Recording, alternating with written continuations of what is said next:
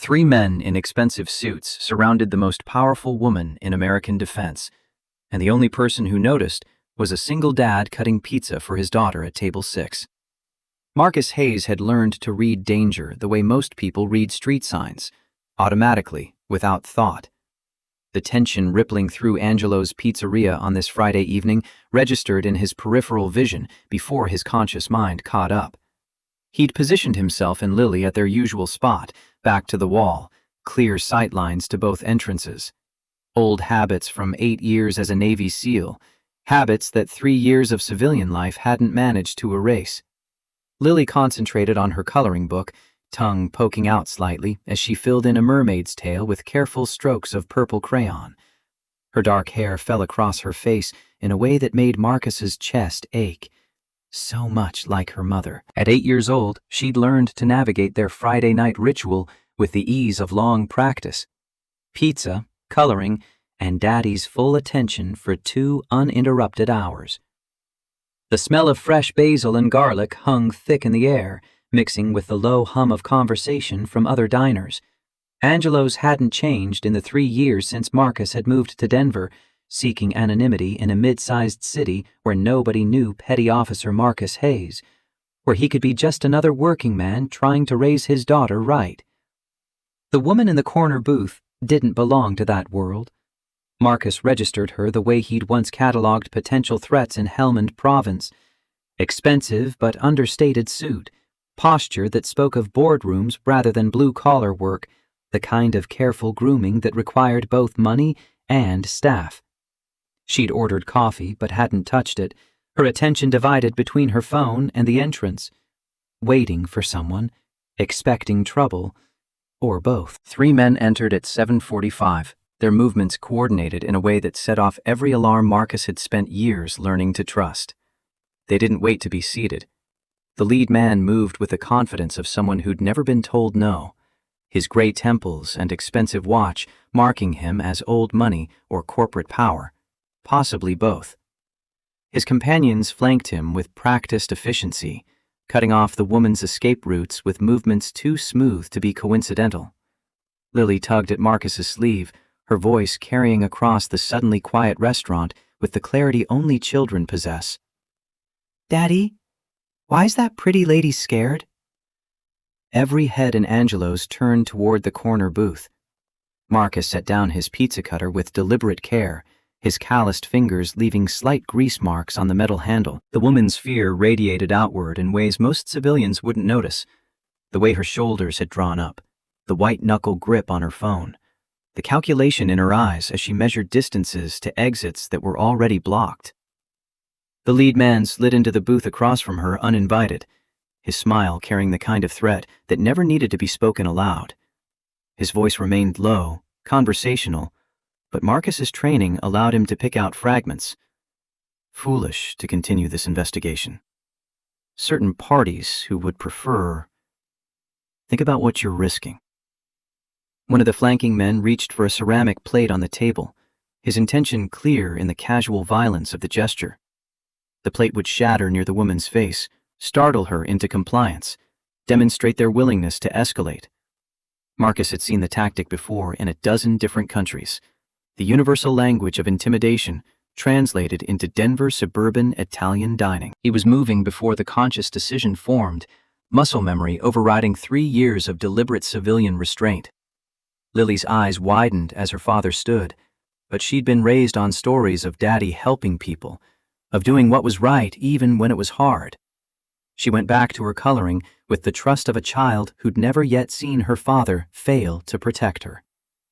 Marcus's hand intercepted the plate mid-reach, his grip on the man's wrist precise enough to hurt without breaking. The ceramic never left the table. The restaurant seemed to hold its breath as Marcus spoke, his voice carrying the flat authority of someone who'd given orders under fire.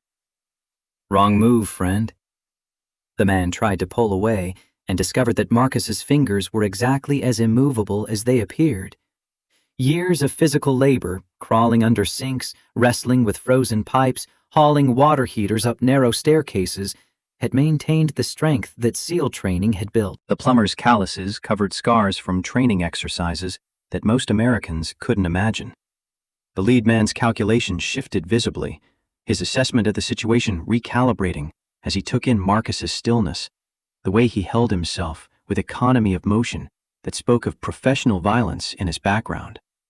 Expensive suits couldn't buy the kind of readiness that Marcus radiated, the certainty that came from having survived situations where hesitation meant death. The three men exchanged glances, some unspoken communication passing between them. The lead man stood smoothly, adjusting his tie with deliberate care. "This is a private conversation. I suggest you return to your daughter before she gets upset." Marcus released the man's wrist, but didn't step back, his body language making it clear he wasn't going anywhere. The math was simple enough for anyone to calculate. 3 against 1 in a crowded restaurant full of witnesses, with children present and cell phones ready to record.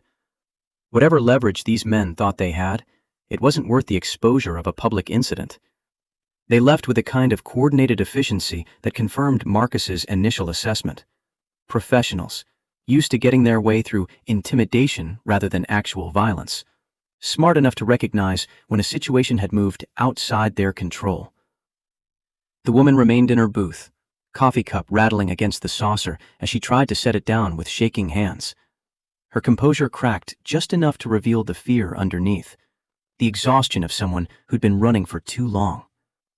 Marcus returned to table 6, where Lily had finished the mermaid's tale and moved on to the seahorse. He picked up the pizza cutter, resuming the careful division of pepperoni slices into 8-year-old sized portions. Around them, the restaurant's normal rhythms gradually reasserted themselves. Conversations resuming, silverware clinking against plates, the kitchen staff calling orders through the service window. The woman approached their table 5 minutes later, her professional mask firmly back in place, but something raw still visible in her eyes. She stood at a careful distance, respecting boundaries in a way that suggested she understood the psychology of approach. Her voice carried the kind of finishing school diction that marked East Coast old money, every syllable precisely formed.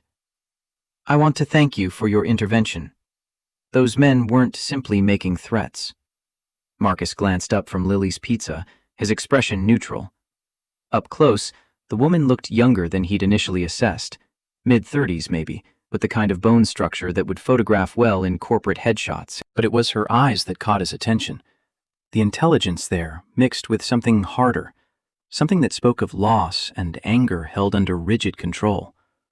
She continued, each word chosen with legal precision. "My name is Victoria Caldwell. I believe you knew my father." The pizza cutter slipped from Marcus's fingers, clattering against the plate with a sound that seemed impossibly loud in the suddenly silent bubble around their table. The name hit him like physical impact, dragging up memories he'd spent 3 years trying to file away in the locked compartments of his mind. Victoria reached into her purse, slowly, carefully, respecting the wariness that had flickered across Marcus's face, and withdrew a photograph. She placed it on the table beside Lily's coloring book. 2 men in combat fatigues, desert mountains visible in the background, the easy camaraderie of soldiers who'd faced death together. Marcus stared at his younger self, at the man standing beside him with captain's bars on his collar and laugh lines around his eyes that belied the seriousness of their mission. Captain Robert Caldwell, the best commanding officer Marcus had ever served under, the man who taught him that true leadership meant putting your people first, even when command wanted results at any cost. The memory surfaced with crystalline clarity. Fort Carson Training Facility, Colorado, 4 years ago. The equipment malfunction that should have been routine, the safety protocols that failed in sequence like dominoes falling. Captain Caldwell pinned under 200 pounds of metal, hydraulic fluid pooling around him, the countdown to disaster measured in heartbeats rather than minutes. Marcus had been there as a training consultant, his SEAL experience valued enough to warrant assignment to special operations preparation courses. He'd moved without thinking, using leverage and technique to shift the equipment enough for others to pull the captain clear. 30 seconds longer and the pooling hydraulic fluid would have ignited from the electrical short, turning a training accident into a funeral. Captain Caldwell had gripped Marcus's hand afterward, his gratitude mixed with something deeper, more serious. "If anything ever happens to me, if my daughter ever needs help that she can't get through official channels, I want you to find her. Victoria Caldwell. Promise me, Hayes." Marcus had promised, the way soldiers promise things in moments of intensity that might never come to pass. And then he'd rotated back to his unit, deployed to Iraq, and watched Captain Caldwell fade into the collection of good men he'd known in service.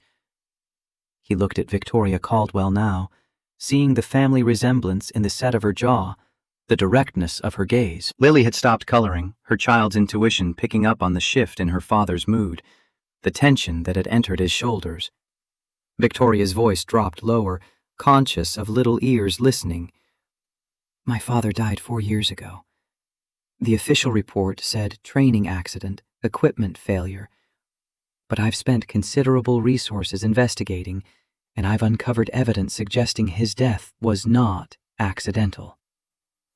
Marcus's hand found Lily's automatically, needing the anchor of his daughter's presence to keep him grounded. The anger that rose in his chest was old and familiar, the rage that came from watching good people die while the system moved on without accountability. Victoria continued, her words carrying the weight of rehearsal, as if she'd practiced this speech, knowing she might only get one chance. "My father left encrypted files. It took me 18 months to access them fully." Inside was a dossier on a defense contractor named Nathaniel Wolf, CEO of Grant Industries. Wolf has been supplying equipment to the military, body armor, communications gear, tactical systems. My father believed that equipment was deliberately substandard, that soldiers were dying because Wolf prioritized profit over protection. The pieces assembled themselves in Marcus's mind with the efficiency of long training. Captain Caldwell had always been meticulous about equipment safety, obsessive even, in ways that annoyed supply officers but kept soldiers alive. If he'd discovered a pattern of failures, he wouldn't have stayed quiet. Victoria's eyes held Marcus's, and he saw his own grief reflected there, the specific pain of losing someone to betrayal rather than honest combat. The files contain evidence of a project called Ares. My father's notes suggest it goes beyond simple fraud. He believed Wolf was using soldiers as test subjects for experimental technology, chemical treatments embedded in equipment that enhanced performance temporarily but caused catastrophic long-term damage. Marcus thought of all the brothers he'd lost, all the funerals with flag-draped coffins and 21-gun salutes. How many of those deaths weren't enemy action, but corporate murder dressed up in patriotic language? Victoria's voice cracked slightly, the first real break in her professional composure. "The files also reference you, Mr. Hayes. My father wrote that if anything happened to him, you were the only person outside official channels he trusted completely. He called you the most honest man he'd ever commanded, someone who couldn't be bought or intimidated." Lily squeezed her father's hand, her small voice cutting through the weight of the conversation. "Daddy, is the lady in trouble? Like the people Captain Robert used to help in your stories?" Marcus closed his eyes briefly. He'd told Lily sanitized versions of his service, stories where her father was a helper rather than a killer, where Captain Caldwell appeared as a wise mentor teaching important lessons about courage and integrity. Those bedtime stories had never mentioned the complexity of combat, the moral compromises that service demanded, the way good intentions got twisted by chains of command that valued mission success over individual lives. He looked at Victoria again, seeing past the expensive suit and corporate polish to the daughter who'd lost her father and spent years trying to honor his memory through investigation and action. The kind of dedication that took resources and time and stubborn refusal to accept convenient lies. His voice came out rougher than intended, 3 years of civilian life having softened some of the military precision. "What exactly are you asking me to do, Miss Caldwell?" Victoria straightened, and Marcus recognized the shift. This was the CEO now, The woman who commanded boardrooms and made decisions that affected thousands of lives. She'd needed the personal appeal to get his attention, but this was the pitch, the recruitment speech she'd prepared. She pulled out a business card, setting it beside the photograph with deliberate care. I inherited Sterling Defense Corporation when my father died. We manufacture communications equipment and tactical systems, legitimate products, ethical business. But I've been using company resources to investigate Grant Industries, to build a case that can't be ignored or suppressed. 3 days ago, one of my key witnesses, a scientist named Dr. Amanda Blake, who worked on Project Ares, agreed to provide documentation. Victoria's hand trembled slightly as she reached for her phone, pulling up an email with visible effort at maintaining control. This morning I received notification that Dr. Blake died in her apartment. The police are calling it suicide. I don't believe that for a second. The restaurant noise faded into background static as Marcus processed this information. Witnesses dying conveniently, official investigations closed quickly, the machinery of cover-up operating with smooth efficiency. He'd seen it before in different contexts, the way power protected itself through plausible deniability and carefully managed narratives. Victoria's voice dropped to barely above a whisper. Those men tonight, they weren't random criminals. They were delivering a message from Wolf's people, telling me to stop investigating or face consequences. I have security at my home, but I can't live the rest of my life surrounded by bodyguards, looking over my shoulder, waiting for them to escalate from threats to action. She glanced at Lily, something softening in her expression. My father's files mention your wife, Laura Hayes. She worked as a nurse at Fort Carson Medical Facility in 2019. The files suggest she may have treated soldiers exhibiting symptoms consistent with chemical exposure from Project Ares. The world tilted sideways, reality reorganizing itself around this new information. Laura's cancer, the aggressive timeline that had taken her from diagnosis to death in 6 months, the way military doctors had seemed puzzled by the presentation, the specific organ systems affected. Marcus had been deployed when she got sick, had received the notification through official channels, had burned emergency leave getting home, only to arrive 6 hours after she'd died. Lily had been 5 years old, too young to fully understand why Mommy wasn't coming back, young enough that her memories of Laura were already fading into the stories Marcus told to keep them alive. Victoria continued, relentless in her presentation of evidence that Marcus desperately wanted to deny.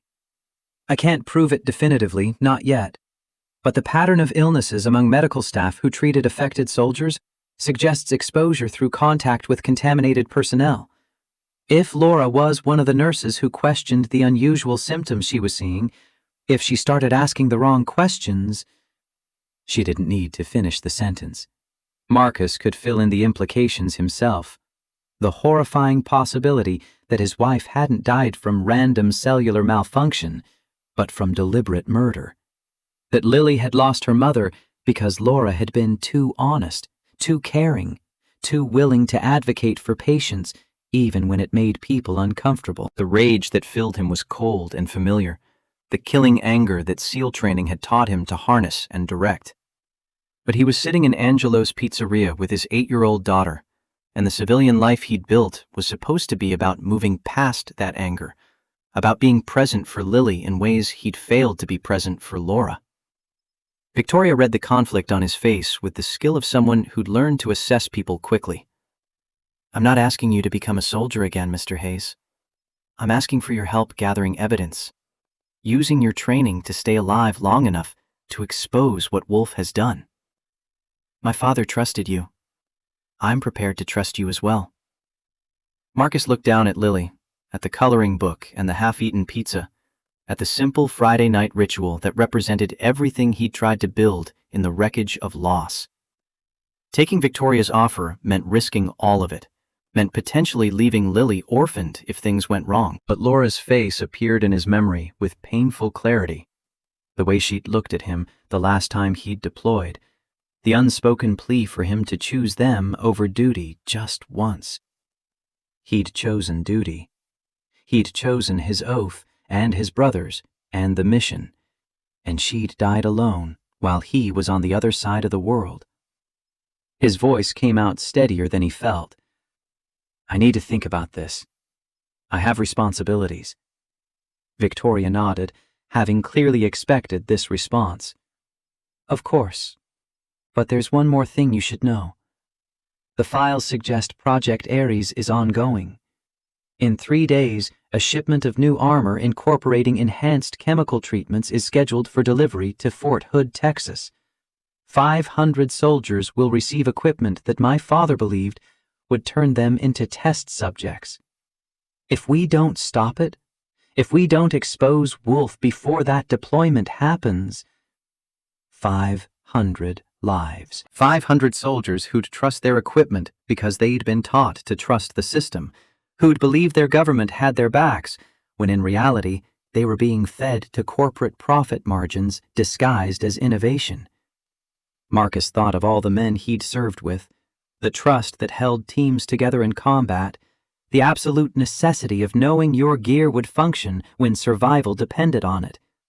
The betrayal of that trust was worse than enemy action, more corrosive to military effectiveness than any tactical defeat. Lily tugged his sleeve again, her intuition reading the weight of the decision even if she couldn't understand the details. Daddy, are you going to help the lady? Like you help people who have broken pipes?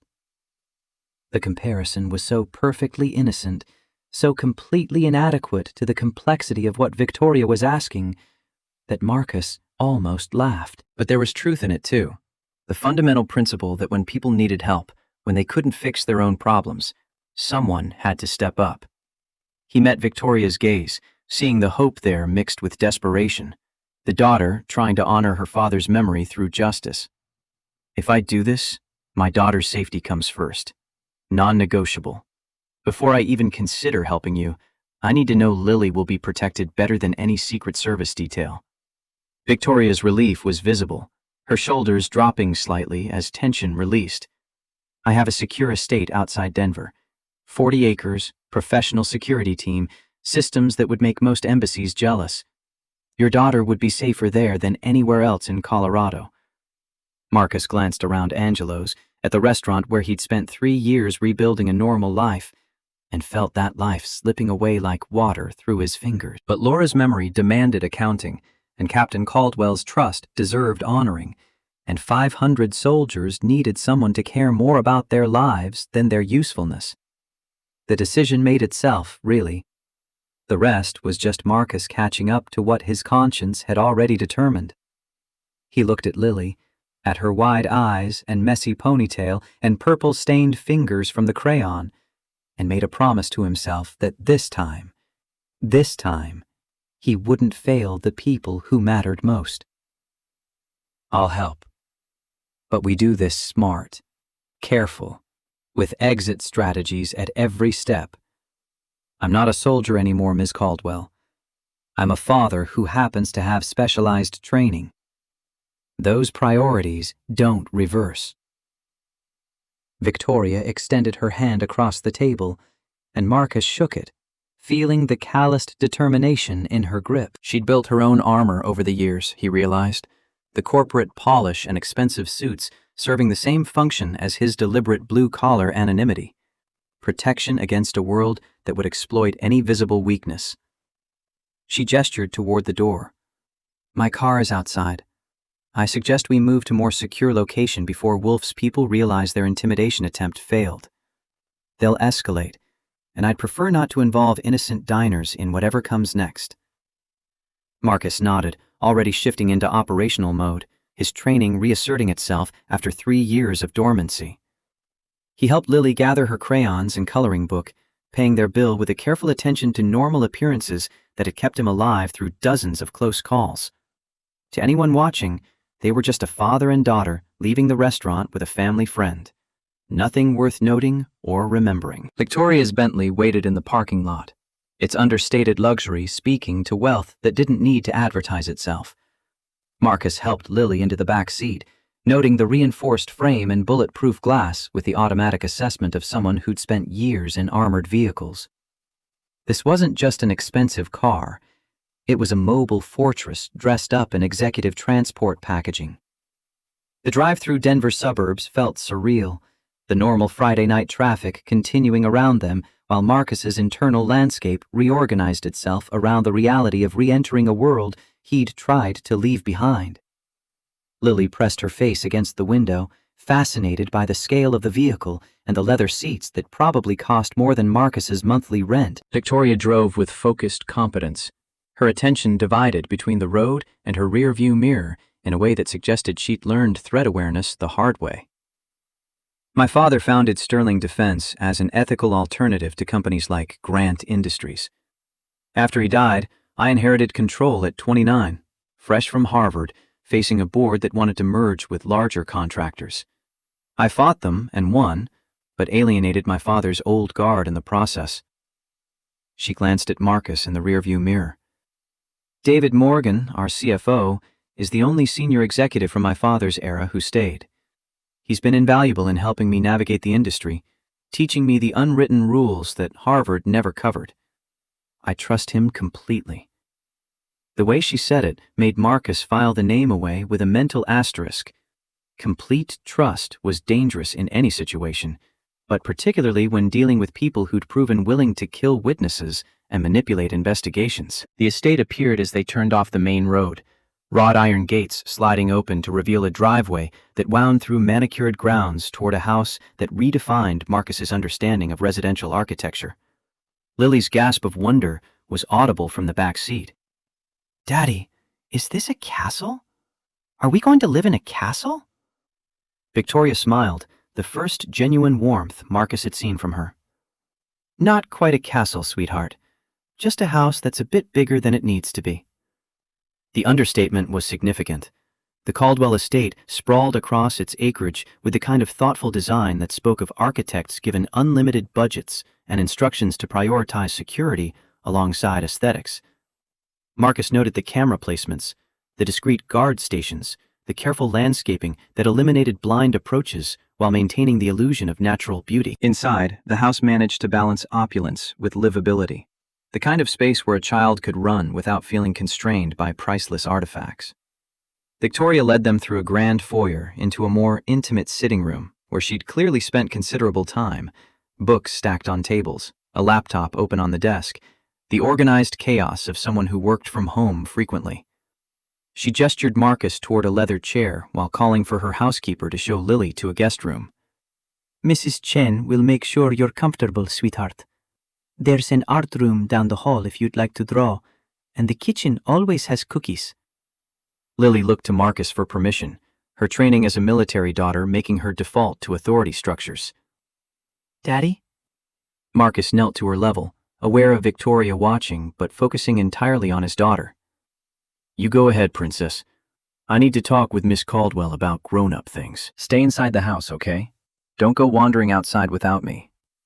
Lily nodded solemnly, then surprised him by turning to Victoria. "Thank you for keeping us safe, Miss Victoria. You're like the good queen in my storybook." Victoria's composure cracked visibly, her eyes glistening with unexpected tears before she blinked them back. "You're very welcome.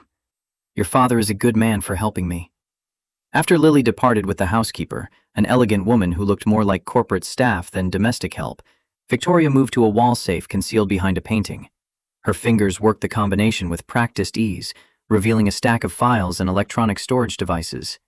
She withdrew a thick folder, setting it on the desk between them. "My father's complete investigation into Project Ares. Some of it is speculation, but much is documented evidence. Shipping manifests, chemical analysis, medical reports, financial transfers that trace back to shell companies Wolf controls." Marcus opened the folder, his SEAL training in intelligence gathering allowing him to quickly assess the organization and significance of the material. Captain Caldwell had been thorough, building his case with the methodical care of someone who knew he was fighting powerful interests who would exploit any weakness in his evidence. The photographs hit hardest. Soldiers in hospital beds, bodies ravaged by symptoms that looked more like chemical warfare than training injuries. Medical reports documenting organ failure, neurological damage, aggressive cancers appearing in men who should have been in peak physical condition. Victoria's voice remained steady through obvious effort. The chemical compound they're using is designated Compound 17 in the files. It's embedded in the armor material itself, activated by body heat and absorbed through prolonged skin contact. Short-term effects include enhanced strength, pain resistance, heightened alertness, everything you'd want in a soldier during combat operations. She paused, letting Marcus absorb the implications. Long-term effects include liver failure, kidney damage, aggressive tumor development, and neurological degeneration. The enhancement period lasts 6 to 8 months. Death typically occurs within 12 to 18 months of initial exposure. Marcus thought of all the brothers he'd known who died from unrelated medical conditions months or years after deployment, their deaths categorized as tragic but not service-connected. Their families denied full benefits because the military couldn't prove causation. How many of them had been Ares victims? Victoria continued, pulling out another file. My father identified 47 confirmed deaths directly attributable to equipment failure in combat. Armor that failed to stop rounds it was rated to defeat. Systems that malfunctioned at critical moments. He suspected another 200 deaths from medical complications following exposure. She met Marcus's eyes directly. Your wife is on the list of potential exposure victims. Laura Hayes, nurse at Fort Carson Medical Facility, treated 14 soldiers exhibiting Ares symptoms between January and June 2019. She filed reports questioning the unusual presentation of their illnesses. 4 months after her last report, she was diagnosed with hepatic cancer. The timeline aligned too perfectly to be coincidence. Marcus had been deployed when Laura started asking questions, had been overseas when she got sick, had been rushing home when she died. The guilt he'd carried for 3 years, the belief that he should have been there, should have chosen family over duty just once, reorganized itself around this new possibility that his absence hadn't been the problem, that his service had painted a target on Laura's back. Victoria's voice softened. I'm sorry to bring this to you. I know reopening that wound must be excruciating. But you deserve to know the truth. And I need your help stopping Wolf before more families suffer what you've suffered. Marcus closed the file carefully, his hands steadier than his voice. You mentioned a shipment to Fort Hood in 3 days. What's your plan? Victoria pulled up a map on her laptop, highlighting a route from Grant Industries' manufacturing facility in Utah to the Texas base.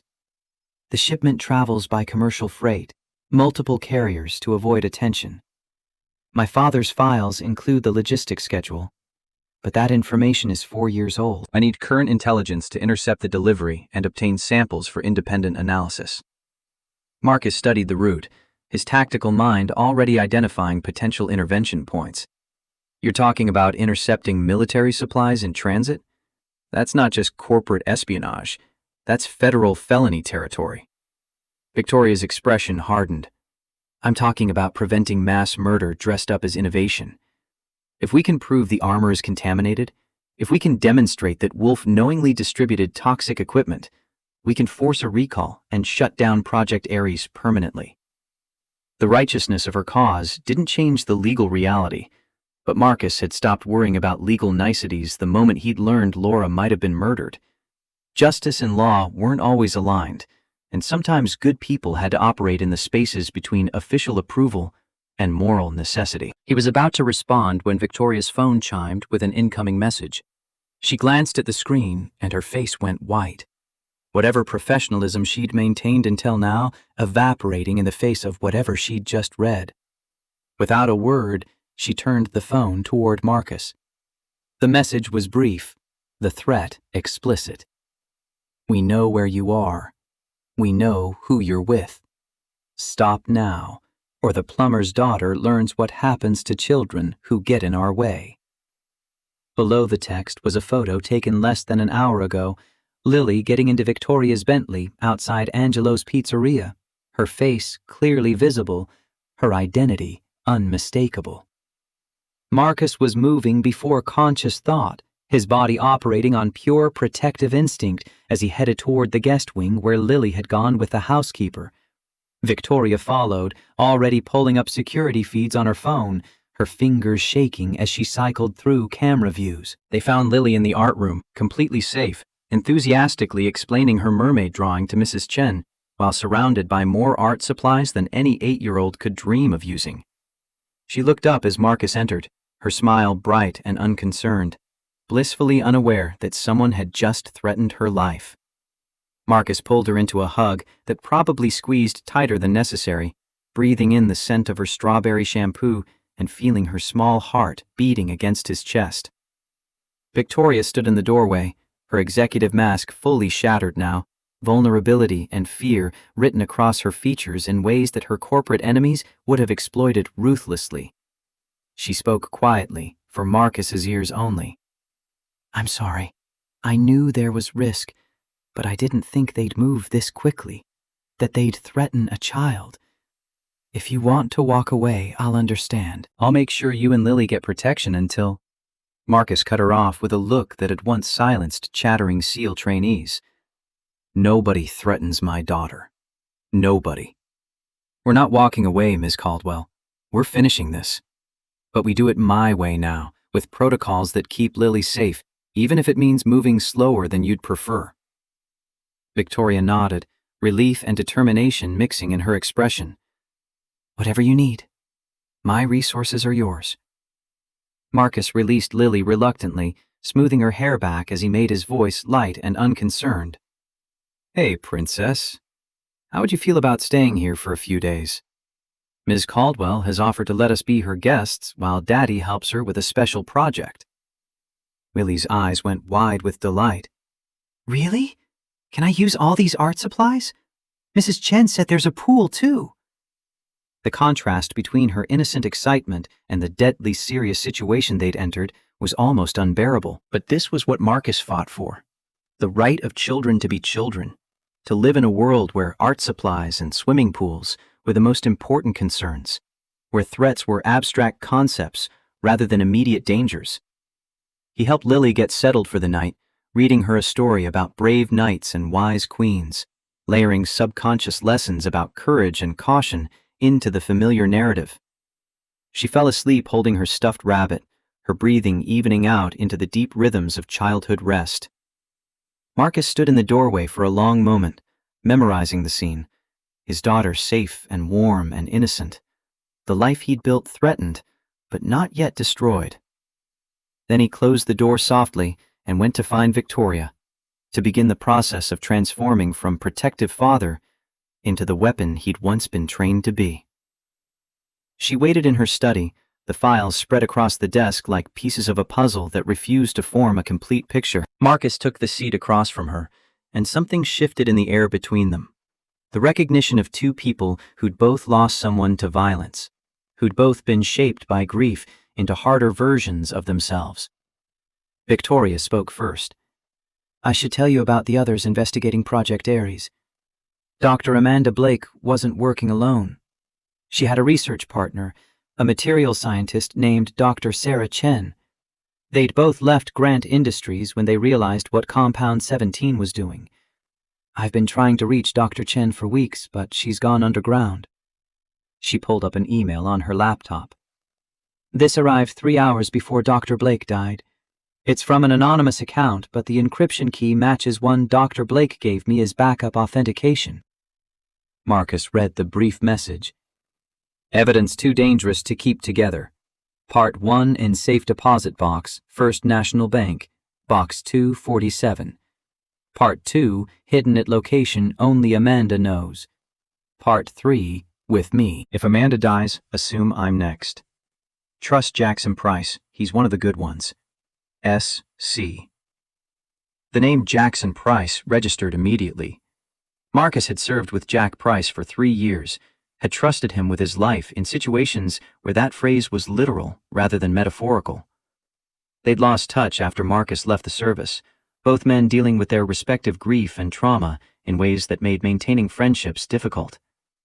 If Dr. Chen trusted Jackson, if she'd specifically name-dropped him in a message meant to survive her death, then Jackson was already involved in this investigation. Which raised the question of how deep the conspiracy ran. How many people had been pulled into the fight against Wolf without Marcus's knowledge? Victoria continued. The message implies Dr. Blake had information about a location where additional evidence is hidden. But she's dead. And without that information, we're missing a crucial piece of the puzzle. Marcus thought about the implications, about evidence hidden so carefully that even allies couldn't find it without the right person alive to provide guidance. It was good operational security, the kind of compartmentalization that prevented capture of one person from compromising the entire mission. It was also a massive liability if key personnel died before they could pass along critical information. Victoria's exhaustion was becoming visible now, the adrenaline of the evening fading to reveal someone who'd been carrying impossible weight for too long.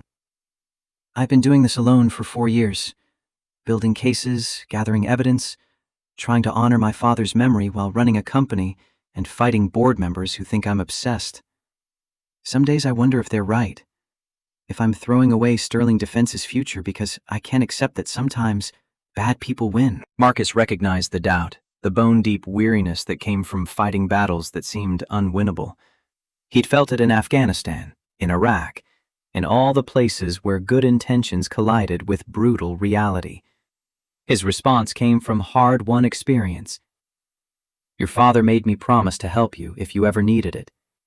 At the time, I thought it was just something to say, the kind of vague commitment that never gets called in. But Captain Caldwell didn't make vague commitments. He knew something like this might happen, knew you'd need someone outside official channels who couldn't be bought or intimidated. Victoria met his eyes, and Marcus saw the daughter underneath the CEO, the woman who'd built armor around grief and determination. Thank you for believing me, for taking the risk. I know what I'm asking could cost you everything. Marcus thought of Laura, of Captain Caldwell, of all the soldiers whose names appeared in those medical files. Some things are worth the cost. We just need to make sure Lily doesn't pay the price for my choices. They talked through the night, building operational frameworks and contingency plans, transforming Victoria's years of investigation into actionable intelligence. By the time dawn started brightening the windows, they had the skeleton of a strategy. Risky, dependent on factors outside their control, but possible. Marcus checked on Lily one final time before allowing himself to sleep, finding her exactly as he'd left her, safe and peaceful in a room that cost more to furnish than his annual income. He adjusted her blanket and whispered a promise he intended to keep. Nobody's going to hurt you, princess. Daddy's going to make sure of it. The sun rose over the Caldwell estate, marking the end of Marcus Hayes' civilian life and the beginning of something he thought he'd left behind. But some missions weren't chosen. They were inherited through loyalty and love, through promises made and debts unpaid. Captain Robert Caldwell had saved Marcus's life 4 years ago. Now his daughter needed saving, and Marcus would honor that debt or die trying. Morning arrived with tactical briefings rather than breakfast. The Caldwell estate's dining room transformed into an operations center that would have impressed most military planning staffs. Victoria had pulled building schematics, satellite imagery, and logistics schedules from sources Marcus didn't question, spreading them across the mahogany table like a general preparing for war. Lily ate pancakes at the far end of the room, carefully supervised by Mrs. Chen, her cheerful commentary about the swimming pool providing bizarre counterpoint to discussions of federal crimes and corporate assassination. Marcus had learned long ago to compartmentalize, to function in multiple realities simultaneously, the protective father and the operational planner occupying the same body without letting the contradictions paralyze him. Victoria traced the route from Grant Industries' Utah facility to Fort Hood with one manicured finger, her corporate polish intact despite the sleepless night. The shipment moves through 3 different carriers to obscure the chain of custody: Grant to a regional distributor in Nevada, Nevada to a national freight company in New Mexico, New Mexico to military receiving at Fort Hood. Each handoff occurs at commercial facilities with standard security, cameras, guards, but nothing designed to prevent professional theft. Marcus studied the logistics chain with the eye of someone who'd spent years identifying vulnerabilities in seemingly secure systems. The second handoff is our best opportunity. New Mexico facility has a smaller footprint, processes multiple shipments daily, relies heavily on scheduled routines rather than active security measures. We could intercept the cargo during the transfer window, extract samples, and disappear before anyone realizes the seals were broken. Victoria's eyebrow rose slightly. You make federal felony sound remarkably straightforward. The comment drew a tight smile from Marcus. Planning is always straightforward. Execution is where things get complicated. We need eyes on the facility before committing to action, current intelligence on security rotations and surveillance coverage. Your father's files are 4 years old. Operational patterns change, personnel rotate, technology upgrades. Going in blind is how good plans turn into disasters. Victoria nodded, already pulling up her phone. I have contacts in the freight industry who owe Sterling Defense favors. I can get us access credentials and updated facility layouts within 24 hours. The efficiency with which she mobilized resources impressed Marcus despite himself. This wasn't some naive crusader playing at investigation. Victoria Caldwell had spent years building the infrastructure necessary to challenge Nathaniel Wolf's empire, transforming grief into operational capability with the same dedication her father had brought to military service. His phone vibrated with an incoming call from a number he hadn't seen in 3 years. The name on the screen stopped his breath momentarily. Jackson Price. The timing was too perfect to be coincidence, which meant someone had been watching, waiting for Marcus to surface in connection with Victoria's investigation. He answered with practiced neutrality. Hayes? Jackson's voice carried the rasp of too many cigarettes and not enough sleep. Brother, I heard you were back in the game. Didn't believe it until my sources confirmed you spent last night at the Caldwell estate. We need to talk, face to face, before you get yourself killed doing something heroic and stupid. Marcus glanced at Victoria, who was watching him with sudden intensity. I'm listening. Jackson's laugh held no humor. Not over the phone. There's a coffee shop on Colfax Avenue, neutral territory, public enough to discourage violence, but private enough for real conversation. 1 hour. Come alone, or don't come at all. The line disconnected before Marcus could respond. He set the phone down carefully, aware that the simple act of answering had just escalated their situation in ways he couldn't fully predict. Jackson Price working an investigation into Project Ares meant federal involvement, which could be backup or complication, depending on whose authority Jackson was operating under. Victoria's voice carried the sharpness of someone used to making rapid assessments. Jackson Price was on my father's list of people to trust, but the message from Dr. Chen was sent before Dr. Blake died. If Price is compromised, if he's been turned or was never really on our side, Marcus cut her off with a raised hand. Jack and I went through Hell Week together, deployed to the same killer capture operations in places that officially don't exist. If he'd wanted me dead, I'd have died years ago in circumstances that looked like enemy action. Whatever he's involved in, it's not simple betrayal. The certainty in his voice came from experience rather than blind faith. Jackson Price had saved Marcus's life twice in combat, had taken rounds meant for other team members, had demonstrated the kind of loyalty that couldn't be faked through years of shared danger. Men like that didn't become corporate assassins for paycheck upgrades. Victoria's expression suggested she wanted to argue, but recognized the futility.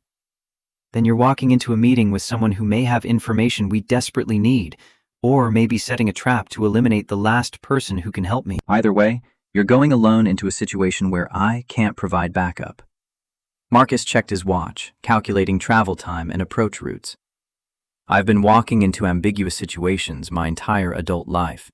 This is just another day at the office, except the office might explode. The attempt at levity fell flat, Victoria's worry too genuine to be deflected by humor. She moved to a wall safe, withdrawing a compact Glock 43 and 2 spare magazines. At least take proper equipment. I know you prefer your own weapons, but mine are registered to Sterling Defense security personnel. If things go wrong, there's legal cover. Marcus accepted the pistol, checking the action with the automatic efficiency of long practice. The weight felt simultaneously foreign and familiar. 3 years since he'd carried regularly, but muscle memory made the weapon feel like an extension of his hand. He found Lily in the pool, her delighted shrieks echoing off the water as Mrs. Chen supervised from a cushioned chair. Watching his daughter play without fear or worry made his chest tighten with protective rage at the people who'd threatened her, who tried to use an 8-year-old child as leverage in their corporate murder conspiracy. Lily spotted him and waved enthusiastically. "Daddy, come swim with me!" Marcus knelt at the pool's edge, keeping his voice light despite the tension coiling through his shoulders. "I have to run an errand, Princess. I'll be back in a couple hours, okay? You stay here with Mrs. Chen and be good." Lily's face fell momentarily before her natural optimism reasserted itself. "Okay. Can we swim together when you get back?" The promise came easily because lying to his daughter about his intentions had become impossible after Laura's death. "Absolutely. I'll even let you push me in with my clothes on." Her laughter followed him out of the pool area, a reminder of why he was taking risks that his civilian self would have considered insane. Some things mattered more than personal safety, and Lily's right to grow up in a world where corporate criminals faced consequences ranked high on that list. The drive to Colfax Avenue took Marcus through Denver neighborhoods that ranged from gentrified historic districts to struggling commercial strips, the economic geography of American cities mapped in architecture and street maintenance. He arrived 20 minutes early, using the time to survey approaches and identify potential threats, old habits reasserting themselves despite 3 years of deliberate civilian mindset. The coffee shop Victoria had mentioned occupied a corner location with good sightlines and multiple exits. Professional choice for a clandestine meeting. Marcus entered through the front door, ordered black coffee from a barista who looked barely old enough to vote, and claimed a table that put his back to the wall and his eyes on everyone entering. Jackson Price arrived exactly on time, his appearance shocking Marcus despite mental preparation. The man who'd once run 20 miles carrying a wounded teammate now moved with the careful precision of someone managing chronic pain, his face carrying lines that spoke of years harder than mere aging should produce. He'd lost weight, the lean muscle of special operations replaced by the gaunt tension of someone under permanent stress. They assessed each other across the small table, years of separation creating distance that required navigation. Jackson spoke first, his voice lower than Marcus remembered. "You look good, brother. Civilian life treating you better than it treated me." Marcus absorbed the statement without responding directly, waiting for Jackson to establish the real purpose of this meeting. The social pleasantries were cover, habit from better times, but they both knew this conversation was about survival rather than nostalgia. Jackson pulled out a badge wallet, flipping it open to reveal federal credentials. Defense Criminal Investigative Service. 3 years undercover investigating defense contractor fraud. I've been inside Grant Industries network since 6 months after you left the service, playing the role of disgruntled former SEAL turned corporate security consultant. The revelation reorganized Marcus's understanding of the past 72 hours. If Jackson had been investigating Wolf from the inside, then Dr. Chen's message directing Victoria to trust him made operational sense. But it also meant Jackson had been operating without backup, maintaining a cover identity while surrounded by people who murdered witnesses. Marcus kept his voice neutral. "Why surface now? Why risk your cover to contact me?" Jackson's laugh carried bitter edges. "Because my cover is already compromised. Someone inside DCIS leaked my identity to Wolf's people 3 days ago. I've been running damage control since then, trying to extract critical evidence before they shut down the operation completely." He pulled a USB drive from his jacket, setting it on the table between them. "This contains 3 years of documentation, financial records, communications intercepts, testimony from witnesses who've since died in convenient accidents. Everything you need to prove Project Ares is real and Nathaniel Wolfe is personally responsible for at least 200 military deaths. Marcus didn't reach for the drive, his instincts screaming caution. If you have evidence, why give it to me? Why not take it directly to prosecutors? Jackson's expression went hard. Because half the people who should be prosecuting this case are on Wolfe's payroll. I've documented corruption that reaches into the Justice Department, the Pentagon, congressional oversight committees. The normal channels aren't just compromised, they're part of the conspiracy.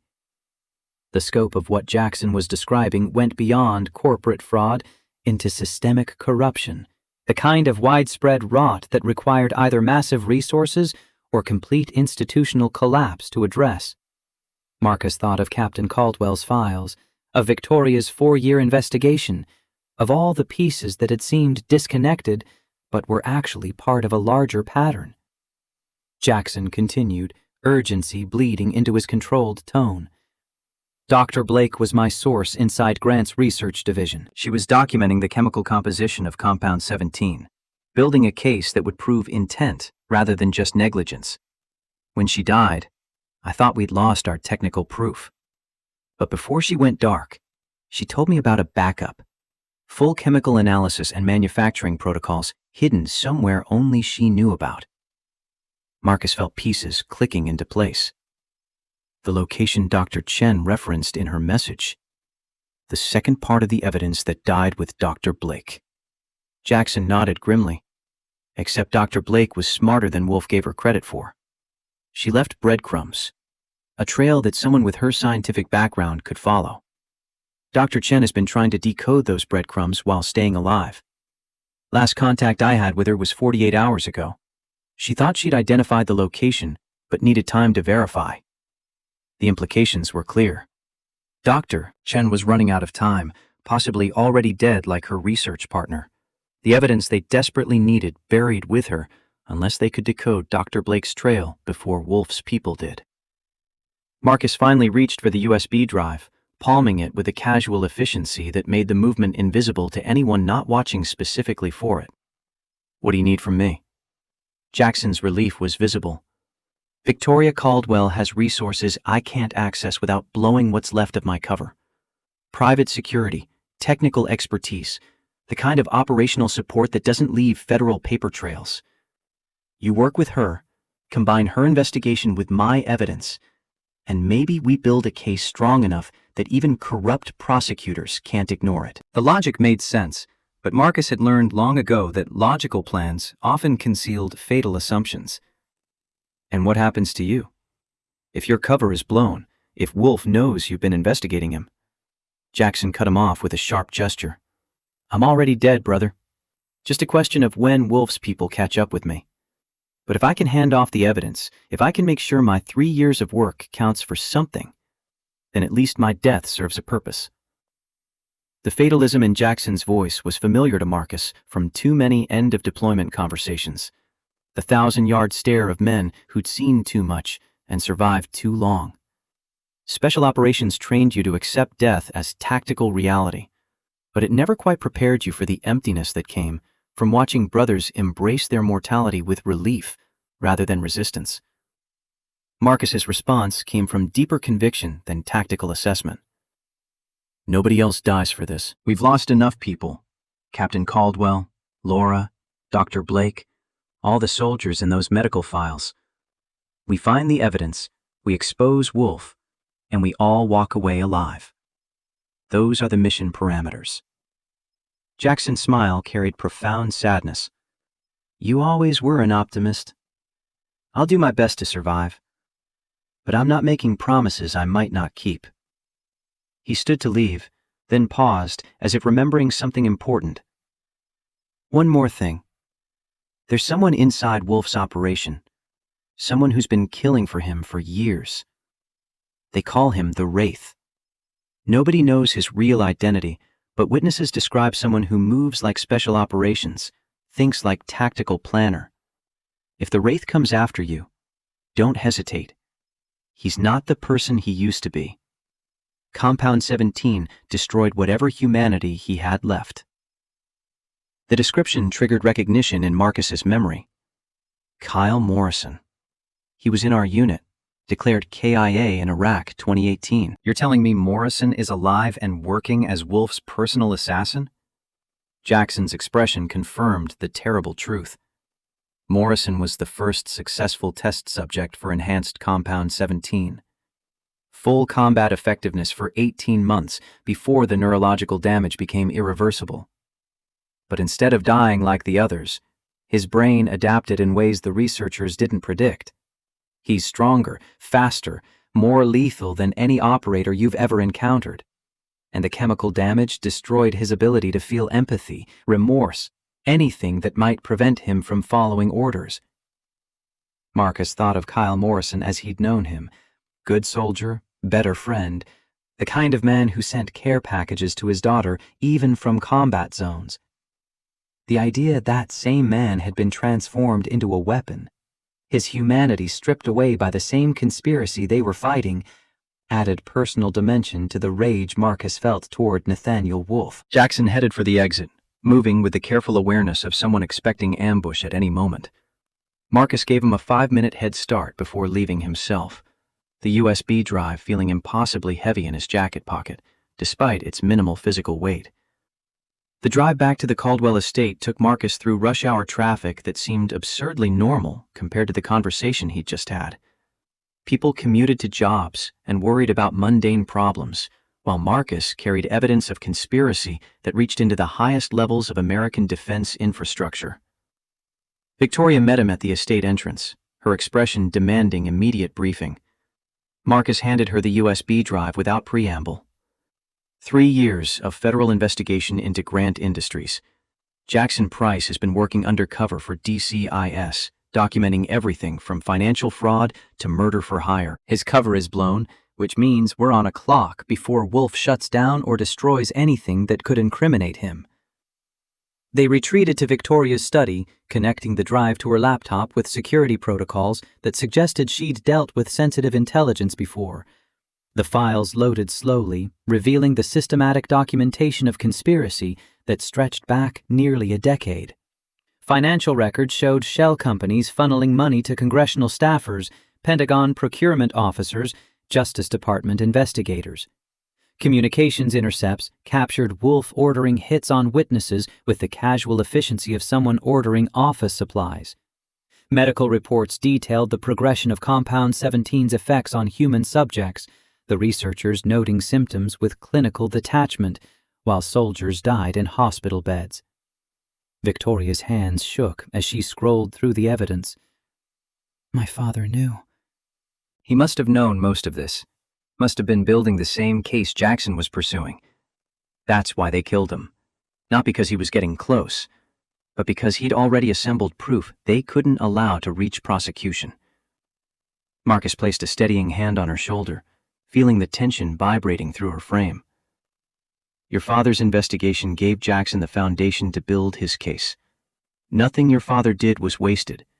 It just took longer than he lived to see it through. She turned to face him, tears cutting tracks through her corporate composure. 4 years I've been doing this. 4 years of board meetings and logistics schedules and pretending I was just a grieving daughter who couldn't accept random tragedy. And all that time, my father's murderers were walking free, killing more people, destroying more families.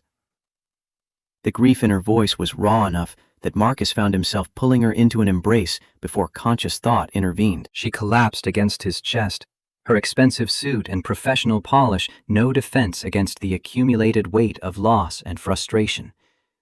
He held her while she cried, offering the only comfort he could: presence, solidarity, the assurance that she wasn't carrying this burden alone anymore.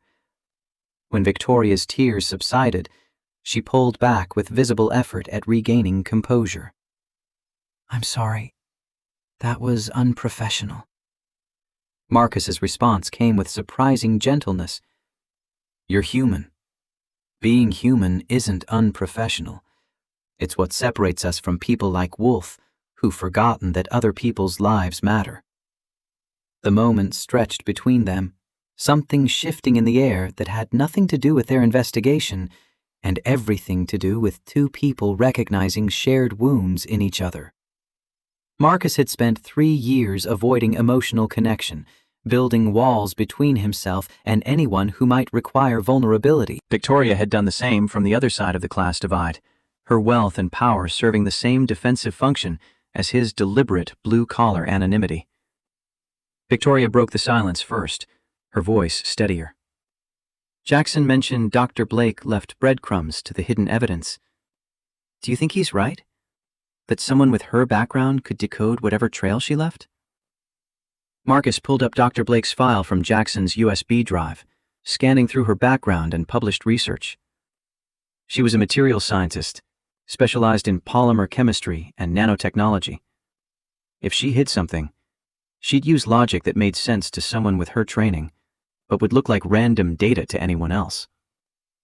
They spent the next 2 hours analyzing Dr. Blake's recent communications, looking for patterns in word choice, numerical references, anything that might indicate coded messages. The work was tedious, requiring attention to detail that Marcus's tactical training hadn't really prepared him for, but Victoria's corporate background made her adept at finding anomalies in seemingly normal correspondence. She paused on an email Dr. Blake had sent to a colleague 3 weeks before her death, discussing a research paper on grain storage and moisture control. This doesn't fit her usual interests. She specialized in synthetic materials, not agricultural applications. Marcus read over her shoulder, noting the specific details about grain silo construction and the precise GPS coordinates mentioned as an example of rural infrastructure challenges. Those coordinates are for a specific location, Route 36 East, about 40 miles outside Denver. Old agricultural area, mostly abandoned facilities. Victoria was already pulling up satellite imagery, zooming in on the coordinates to reveal a derelict grain silo standing isolated in overgrown fields. Perfect place to hide something you don't want found. Remote enough to avoid casual discovery, sturdy enough to protect evidence from weather, mundane enough that nobody would think to search it. The excitement in her voice was infectious, the first real breakthrough in 4 years of investigation, providing hope that had been in short supply. Marcus studied the imagery, his tactical assessment identifying both opportunities and risks. We need to move fast. If we figured this out from Jackson's files, Wolf's people might decode the same trail. The longer we wait, the higher the chance we lose the evidence or walk into an ambush. Victoria checked her watch. It's 4 in the afternoon now. We could reach the location before dark, search the silo, and be back before Lily's bedtime. The casual reference to his daughter's schedule, the assumption that Victoria was thinking about Lily's well-being alongside their operational planning, struck Marcus with unexpected force. He'd spent 3 years being the only person responsible for Lily's care, making every decision solo, bearing the full weight of parenthood without partner or support. Victoria's instinctive inclusion of Lily in her calculations felt like shared burden in ways Marcus hadn't realized he needed. He nodded slowly. We go together, armed, with exit strategies if things go wrong, and we tell Mrs. Chen exactly where we're going in case we don't come back. Someone needs to know what happened to us. They prepared with the efficiency of people who'd both learned that survival depended on proper equipment and clear communication. Victoria changed from her business suit into tactical clothing that suggested she'd anticipated field work, her movements economical and practiced. Marcus checked the Glock she'd provided earlier, verifying ammunition and confirming the weapon's reliability through muscle memory that felt both familiar and foreign. Lily was in the art room when Marcus went to say goodbye, her current project involving enough paint to redecorate a small house. She looked up with a smile that made his chest ache. Daddy, look! I made a picture of our family. You, me, and Miss Victoria. The drawing showed 3 stick figures holding hands in front of a house that bore passing resemblance to the Caldwell estate. The casual inclusion of Victoria in Lily's definition of family was both touching and concerning. His daughter was forming attachments to someone who might not survive the week, whose presence in their lives was contingent on circumstances beyond any of their control. Marcus knelt beside her, choosing words carefully. That's beautiful, Princess. I have to go help Miss Victoria with something important. Mrs. Chen will take care of you until I get back, okay? Lily's perceptiveness surfaced in ways that constantly surprised him. Is it dangerous? Like when you helped people in the Navy? The temptation to lie, to shield her from worry, warred with his commitment to honesty. It might be. But I'm being very careful, and I'm coming back.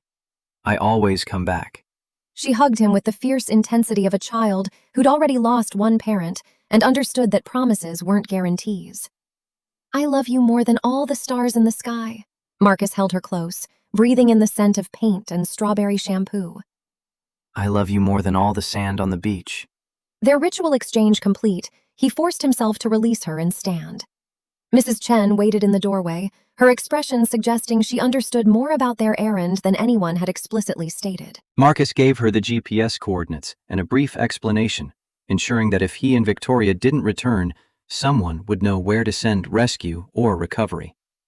The drive to Route 36 East took them out of Denver's suburban sprawl into rural Colorado, the landscape opening up into rolling plains, punctuated by clusters of buildings that marked dying agricultural communities.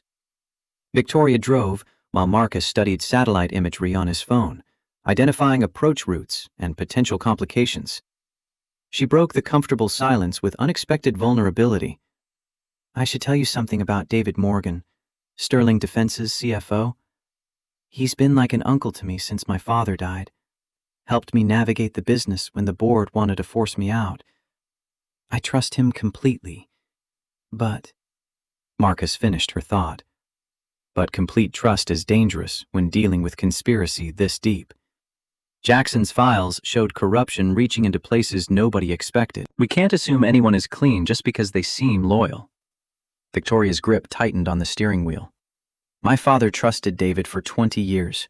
They built Sterling Defense together from nothing. If David is compromised, if he's been working against us all this time? The possibility clearly hurt in ways that went beyond tactical concern. Victoria had already lost her father to betrayal. Discovering that her father's closest friend had been part of the conspiracy would destroy whatever faith she maintained in human decency. Marcus chose his words with care. We verify everyone's loyalty through actions rather than assumptions. Morgan gets treated like any other potential threat until he proves otherwise through behavior we can document. That's not cynicism, it's survival. The grain silo appeared exactly where the coordinates indicated, a rusting cylinder of corrugated metal that had once served agricultural industry, now abandoned to weather and neglect. Victoria parked a quarter-mile away, using an overgrown access road to conceal their vehicle from casual observation. They approached on foot, Marcus leading with the tactical awareness that had kept him alive through countless hostile insertions. The silo's isolation was both advantage and liability. Nobody around to witness their search, but also nobody to provide backup if things went wrong. The entrance padlock had been replaced recently, the shiny new metal stark against the aged rust of the surrounding doorframe. Someone had been here before them, which meant either Dr. Blake had secured her hiding spot or Wolf's people had already searched the location. Marcus produced lockpicks from his jacket with the casual competence of someone who'd bypassed security systems in a dozen countries. Standard commercial lock, nothing sophisticated. 30 seconds. The mechanism yielded with satisfying clicks, the door swinging open to reveal the silo's dim interior. Shafts of light penetrated through gaps in the metal walls, illuminating dust motes that danced in the still air. The space was empty except for scattered debris and what appeared to be a small desk incongruously positioned near the center.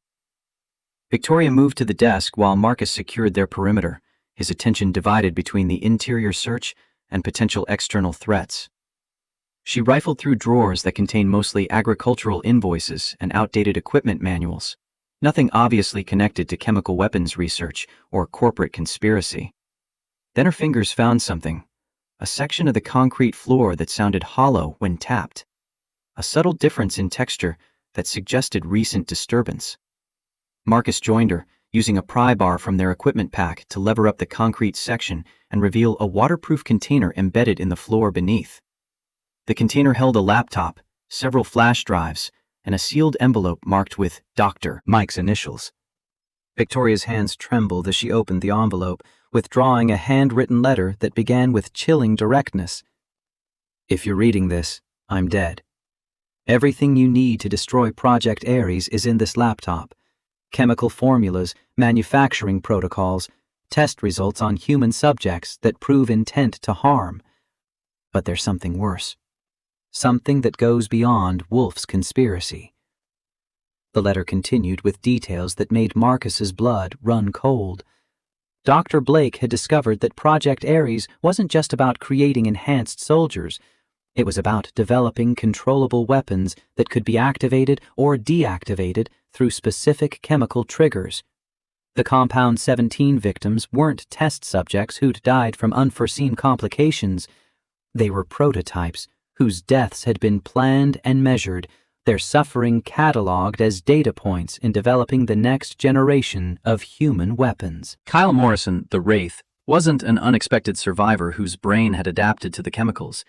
He was the proof of concept, the demonstration that soldiers could be transformed into obedient killers whose loyalty was chemically guaranteed and whose enhanced capabilities made them worth the moral compromise. The letter concluded with a warning. The people funding Project Ares include defense contractors, intelligence agencies, and military commands who see human weapons as the future of warfare. Wolf is just the public face. The real conspiracy involves 5 people who've been coordinating this research for over a decade. Trust no one in official channels. The corruption goes higher than you can imagine. Victoria looked up from the letter, her face pale. 5 people. The same number Jackson mentioned in his investigation. Marcus was already pulling up Jackson's files on his phone, cross-referencing the names against positions of power and influence. Senator Mitchell Crane chairs the Armed Services Committee Oversight. General Howard Pierce runs Special Operations Command at Pentagon, both perfectly positioned to protect Project Ares from investigation. The third name made Victoria gasp. David Morgan. My father's best friend, Sterling Defense CFO. He's on the list. The betrayal hit visibly, Victoria's composure cracking as she processed the reality that her trusted advisor had been part of the conspiracy that killed her father.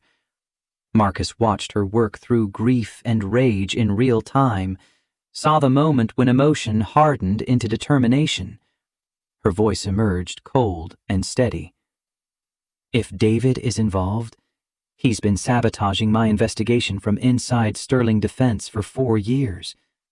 Every move I made, every resource I allocated, he knew about it, probably reported it back to Wolf. Marcus thought through the implications.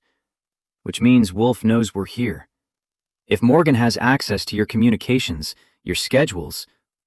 The crack of gunfire interrupted him, rounds punching through the silo's metal walls with the distinctive sound of high-velocity rifle fire. Marcus tackled Victoria behind the desk, the only substantial cover available, his body shielding hers through instinct rather than conscious decision. More rounds impacted around them, the shooter demonstrating professional accuracy and patience. This wasn't suppressive fire meant to pin them down. It was precision shooting, aimed at eliminating targets efficiently. Marcus risked a glance through a gap in the metal, spotting movement approximately 200 yards distant. Single shooter, elevated position, likely using the terrain's natural features for concealment. The tactical assessment came automatically. Professional sniper, probably military trained, using controlled fire to conserve ammunition while maintaining psychological pressure. Victoria's breathing was rapid but controlled, fear managed through force of will. How do we get out of this? Marcus scanned their options, none of them good. The silo had 2 exits, the door they'd entered through, now covered by the sniper, and a loading chute on the opposite side that offered marginal concealment during egress. Their vehicle was a quarter-mile away across open ground that would leave them exposed to fire for most of the distance. He pulled out his phone, discovering with resignation that there was no cell signal this far from civilization. Victoria's phone showed the same. They were isolated, outgunned, and running out of time before the sniper either called for backup or decided to advance on their position. Marcus made the tactical decision that training and experience demanded. I'm going to draw fire while you run for the loading chute. Get to the vehicle, call for help, and don't look back.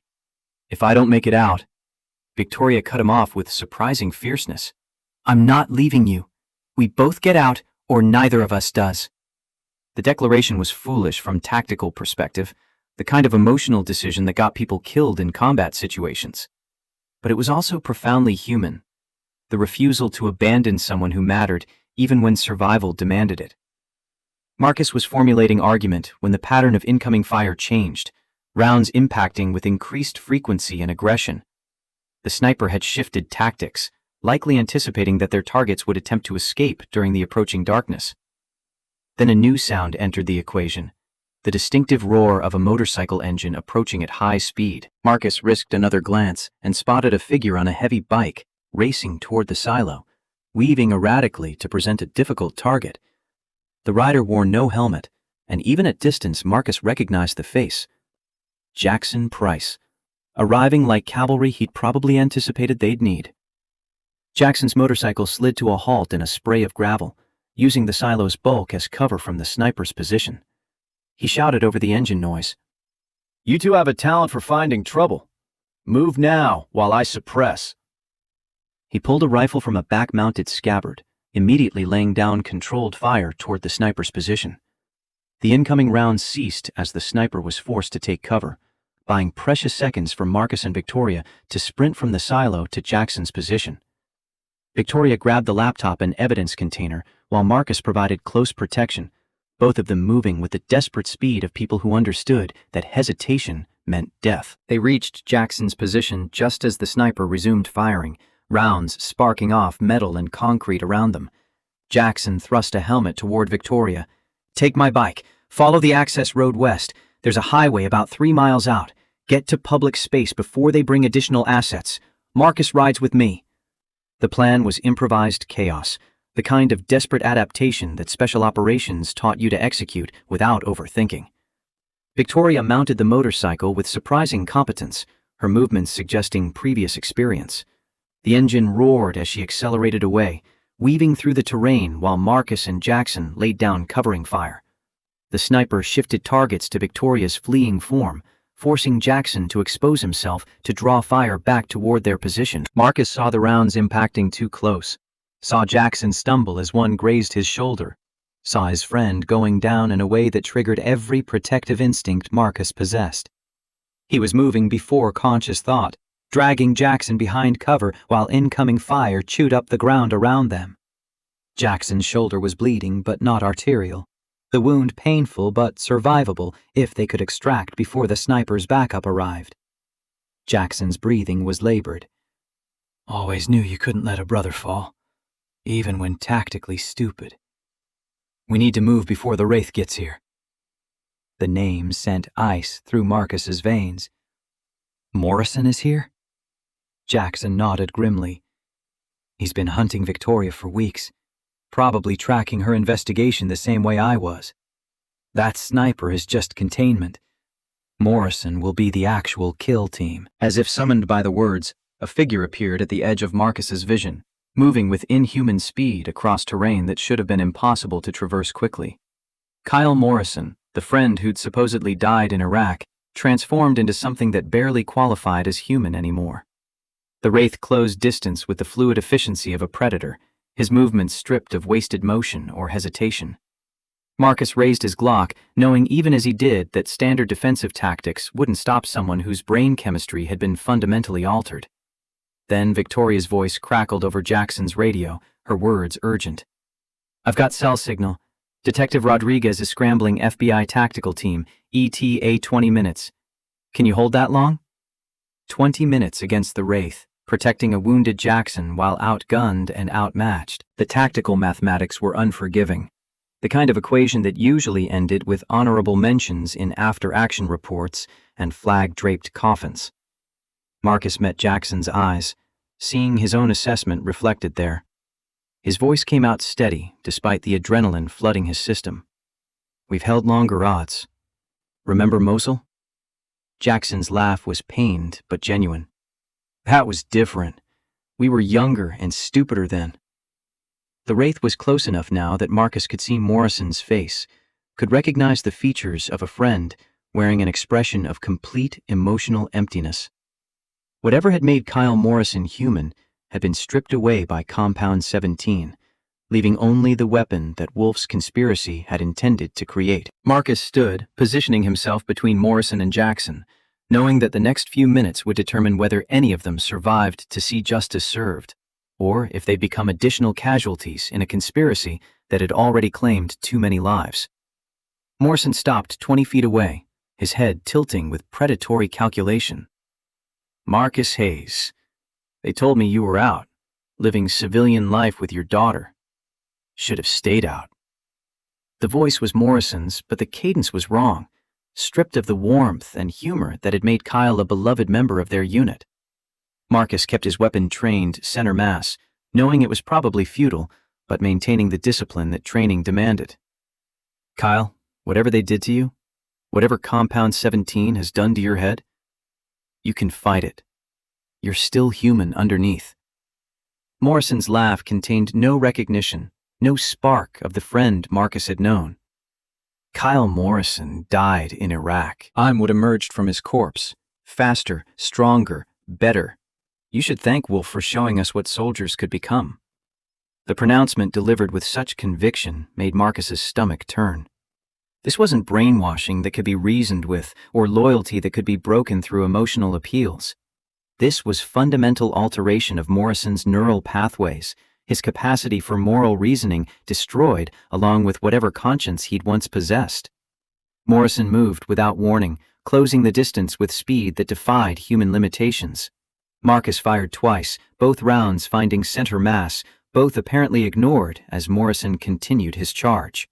They collided with bone-jarring force, Morrison's enhanced strength immediately apparent as he drove Marcus backward into the silo's metal wall.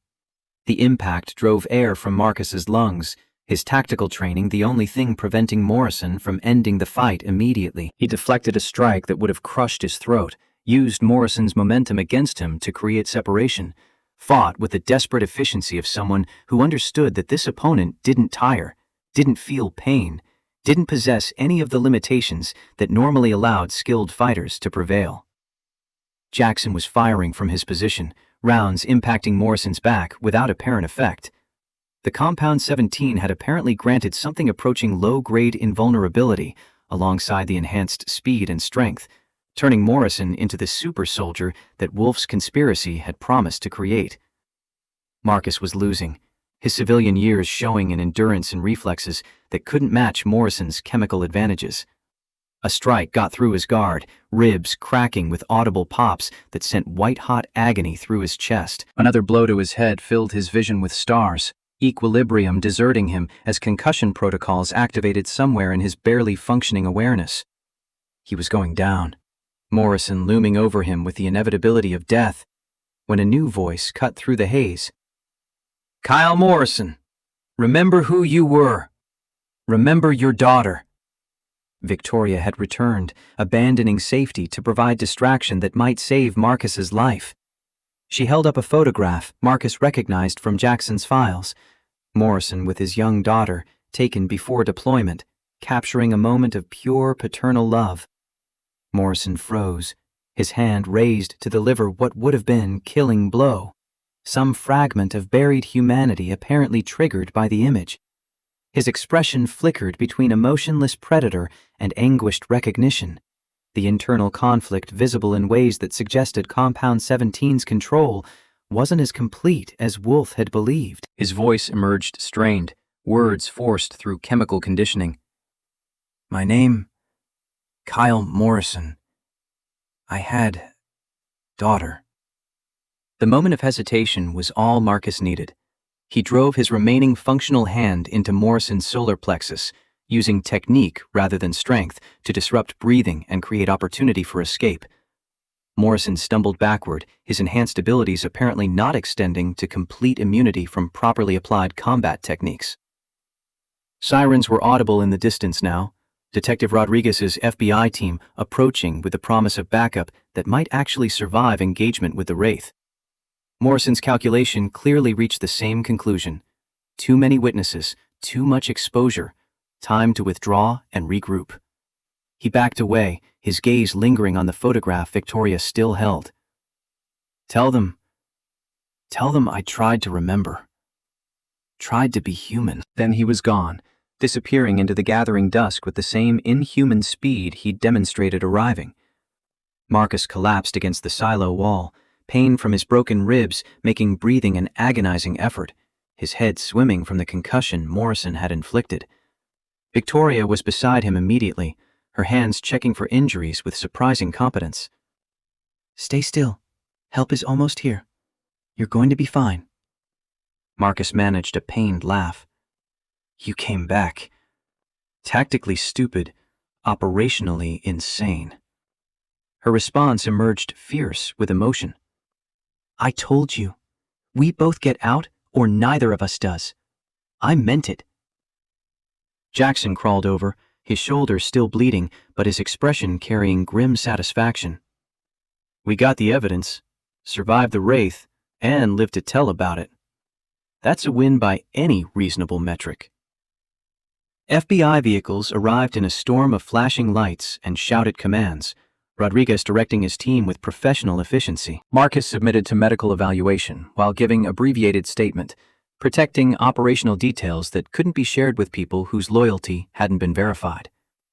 The laptop and evidence container were secured, Rodriguez guaranteeing personally that the chain of custody would be maintained.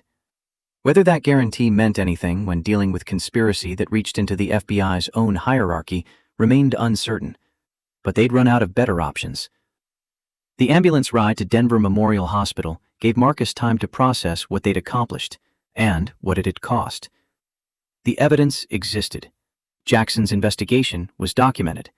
Dr. Blake's research was recovered. But Morgan's betrayal remained unresolved. The 5 people directing Project Ares were still free. And somewhere, Morrison was struggling with the humanity that Compound 17 hadn't quite managed to destroy. Victoria rode in the ambulance, refusing to be separated despite having no obvious injuries. Her presence was oddly comforting. This woman he'd known for less than 48 hours who'd already risked her life for him multiple times. His pain medication was starting to work, blurring the edges of consciousness in ways that made honesty easier. Thank you. For coming back. For not abandoning me when survival meant running. Victoria's hand found his, her grip warm and solid. Partners don't abandon each other. My father taught me that. Real loyalty means standing fast when things get hardest. Marcus's last thought before the medication pulled him under was that Lily would like Victoria, would approve of this fierce woman who'd fought beside her father and refused to let him face danger alone. Marcus woke to hospital fluorescent lights and the steady beep of monitoring equipment, his ribs screaming protest at the simple act of breathing. The clock on the wall showed 3:47 a.m., the dead hours when hospitals fell into the peculiar quiet of night shift routines and sedated patients. Lily sat in the chair beside his bed, curled impossibly small under a blanket someone had provided, her face peaceful in sleep, despite the institutional surroundings. Victoria occupied the other chair, awake and alert, her laptop balanced on her knees as she worked through something that apparently couldn't wait for normal business hours. She noticed his movement immediately, closing the computer with quiet efficiency.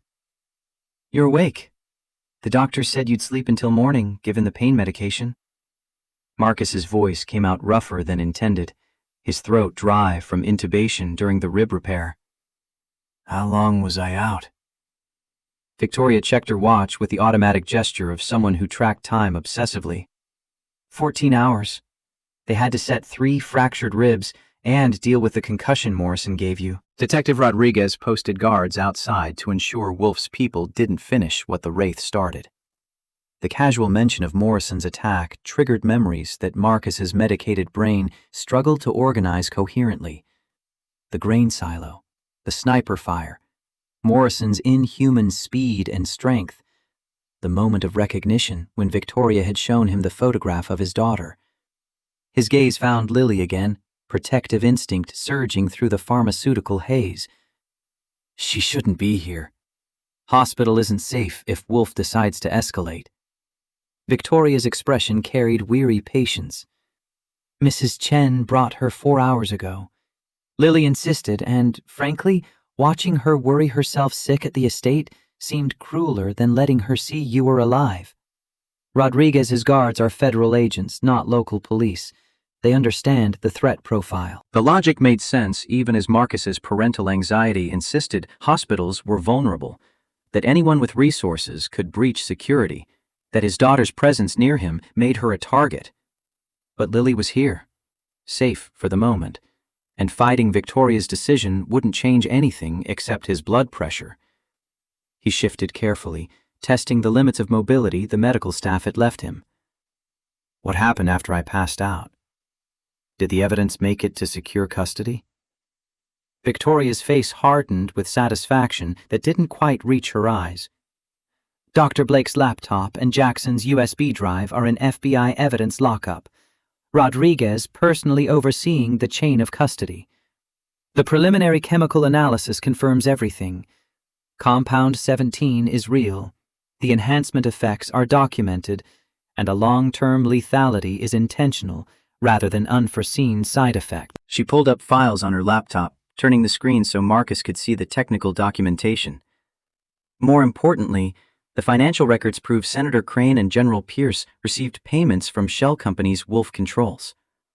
We have enough to bring federal charges against everyone involved in Project Ares. The victory should have felt more substantial, but Marcus had been in enough operations to know that evidence wasn't the same as justice, that powerful people had ways of burying inconvenient truths even when those truths were extensively documented. His skepticism must have shown because Victoria continued with grim determination. I know what you're thinking, that corruption this deep can't be prosecuted through normal channels. You're right. That's why I've spent the past 14 hours coordinating with investigative journalists at the New York Times and Washington Post. The evidence goes public tomorrow morning. Simultaneous publication. Too widespread to suppress or control. Marcus absorbed this information, recognizing the tactical brilliance even as he understood the risk. Once it's public, Wolf has nothing left to lose. He'll come after everyone involved with maximum force. No more careful planning or subtle threats. Victoria's smile carried edges sharp enough to cut. Let him come.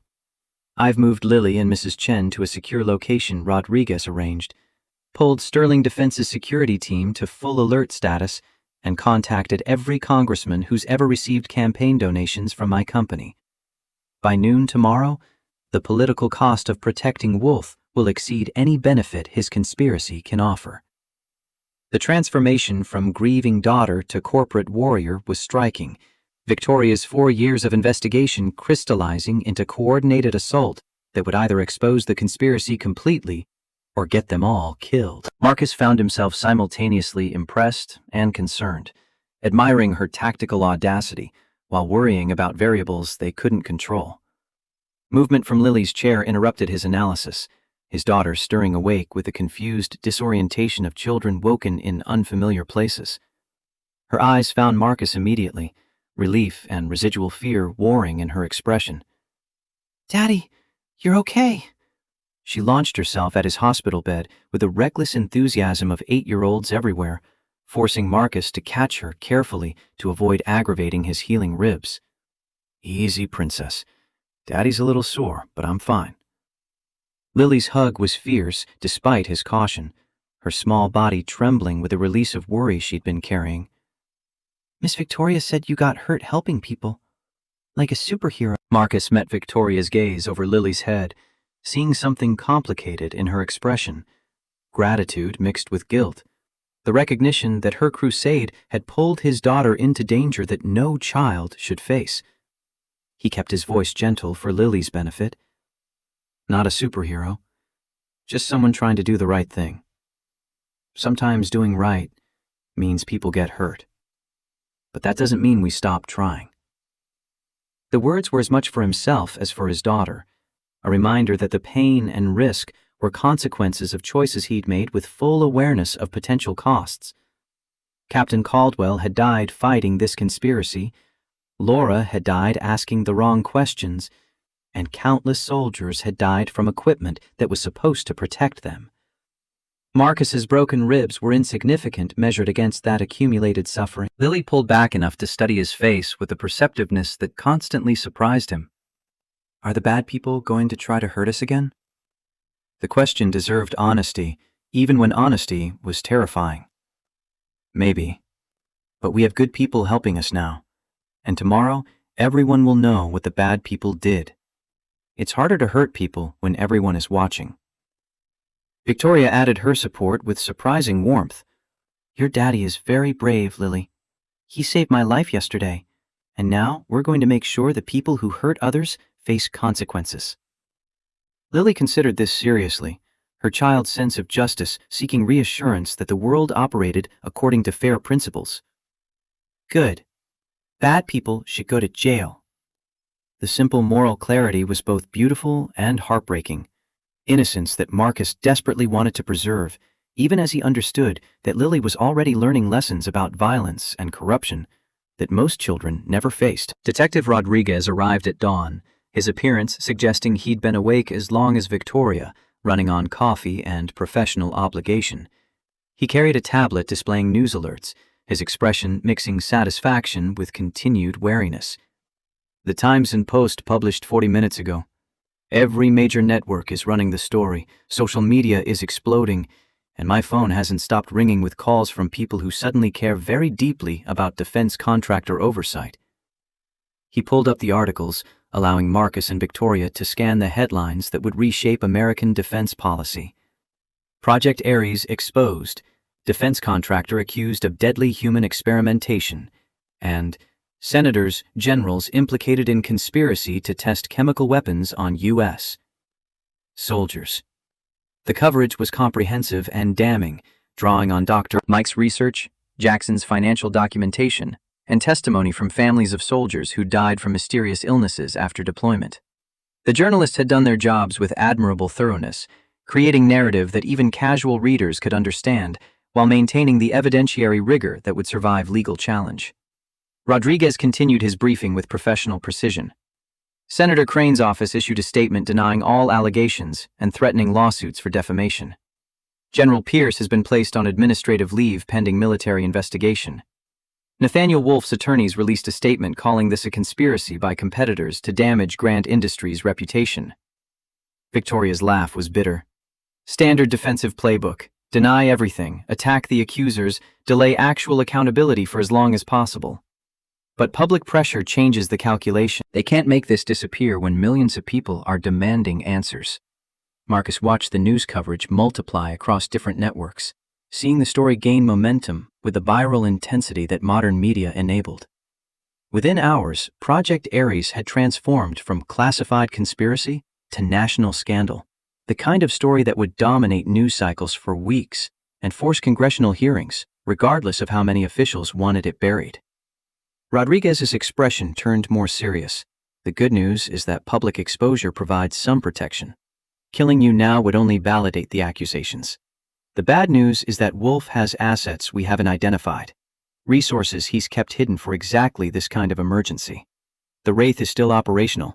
David Morgan has disappeared from Sterling Defense Headquarters, and we've intercepted communications suggesting a major move is planned within the next 24 hours. The tactical assessment sobered Marcus's satisfaction at the publicity, reminding him that wounded predators were often most dangerous when cornered. Wolf had spent a decade building Project Ares, had murdered witnesses and corrupted officials to protect his conspiracy. He wouldn't surrender quietly just because newspapers were running critical articles. Victoria stood abruptly, her corporate decisiveness reasserting itself. Then we force the confrontation on our terms. Wolf wants to eliminate loose ends? We give him a target he can't resist, and an audience he can't escape. Rodriguez's eyebrows rose skeptically. You're suggesting using yourself as bait to draw out a man who's already killed multiple people to protect his secrets? Victoria's smile was cold. I'm suggesting we hold a press conference at Sterling Defense Headquarters, live-streamed to every major platform, where I publicly call for Wolf's arrest and announce Sterling Defense's cooperation with federal investigators. If he wants to silence me, he'll have to do it in front of the world. The audacity of the plan was breathtaking, transforming Victoria from hunted target into aggressive challenger. Marcus recognized the tactical logic. Public setting made violence difficult. Live stream meant real-time witnesses. Sterling defense facilities gave them home ground advantage. But the risks were enormous. His voice emerged, carefully measured. "You're betting that Wolf won't risk public assassination even when his entire conspiracy is collapsing. That's a dangerous assumption about a man who's already demonstrated willingness to murder witnesses." Victoria met his gaze with unwavering determination. "I'm betting that Wolf is fundamentally a coward who hides behind proxies and shell companies. When forced to choose between attacking publicly and preserving his personal freedom, he'll choose self-preservation. But even if I'm wrong, even if he sends Morrison or other assets, we'll have federal agents present and every action documented." Rodriguez was already shaking his head.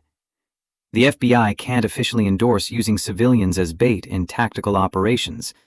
But unofficially, if Sterling Defense wanted to hold a press conference and if additional security happened to be present, I suppose that's legitimate business activity." The careful language provided legal cover while tacitly approving Victoria's strategy. Marcus appreciated the bureaucratic navigation, even as he hated the necessity. The reality that stopping Wolf required working around institutions that should have prevented the conspiracy in the first place.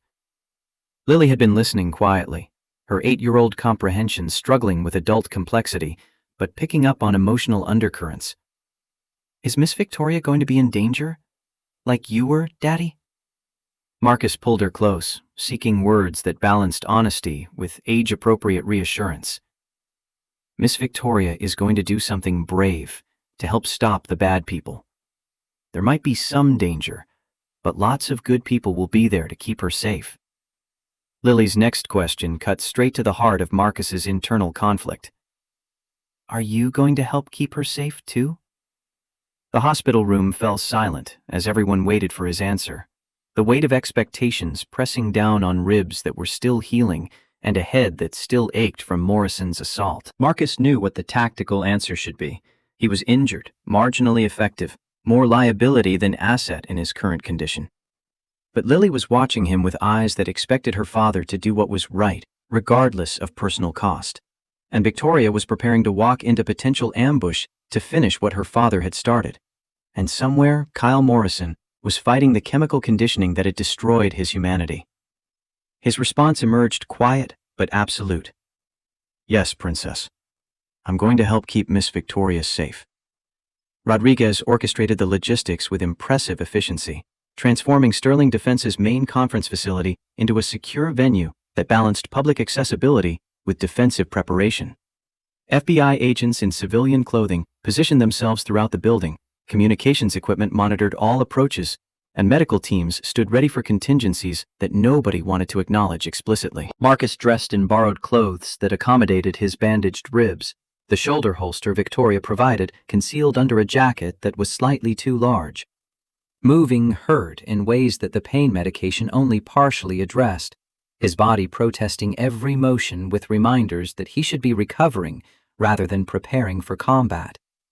Victoria had transformed back into corporate executive, her appearance calculated to project authority and credibility. The expensive suit and professional styling were armor as real as the Kevlar vest she wore underneath, presenting an image designed to reassure investors while challenging enemies. They arrived at Sterling Defense headquarters 2 hours before the scheduled press conference, using the extra time to walk through scenarios and identify potential vulnerabilities.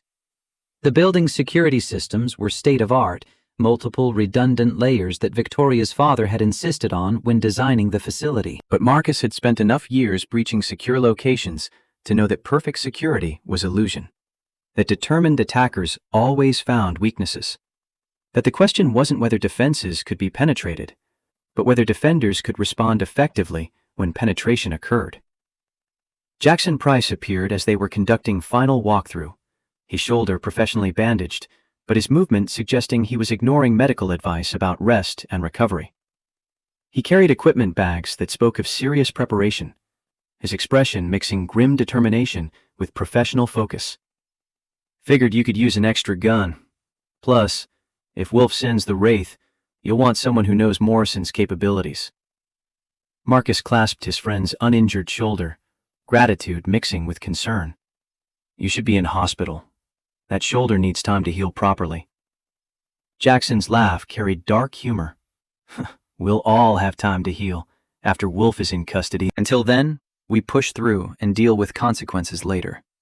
The familiar military logic, mission first, personal welfare secondary, consequences deferred until objectives were achieved.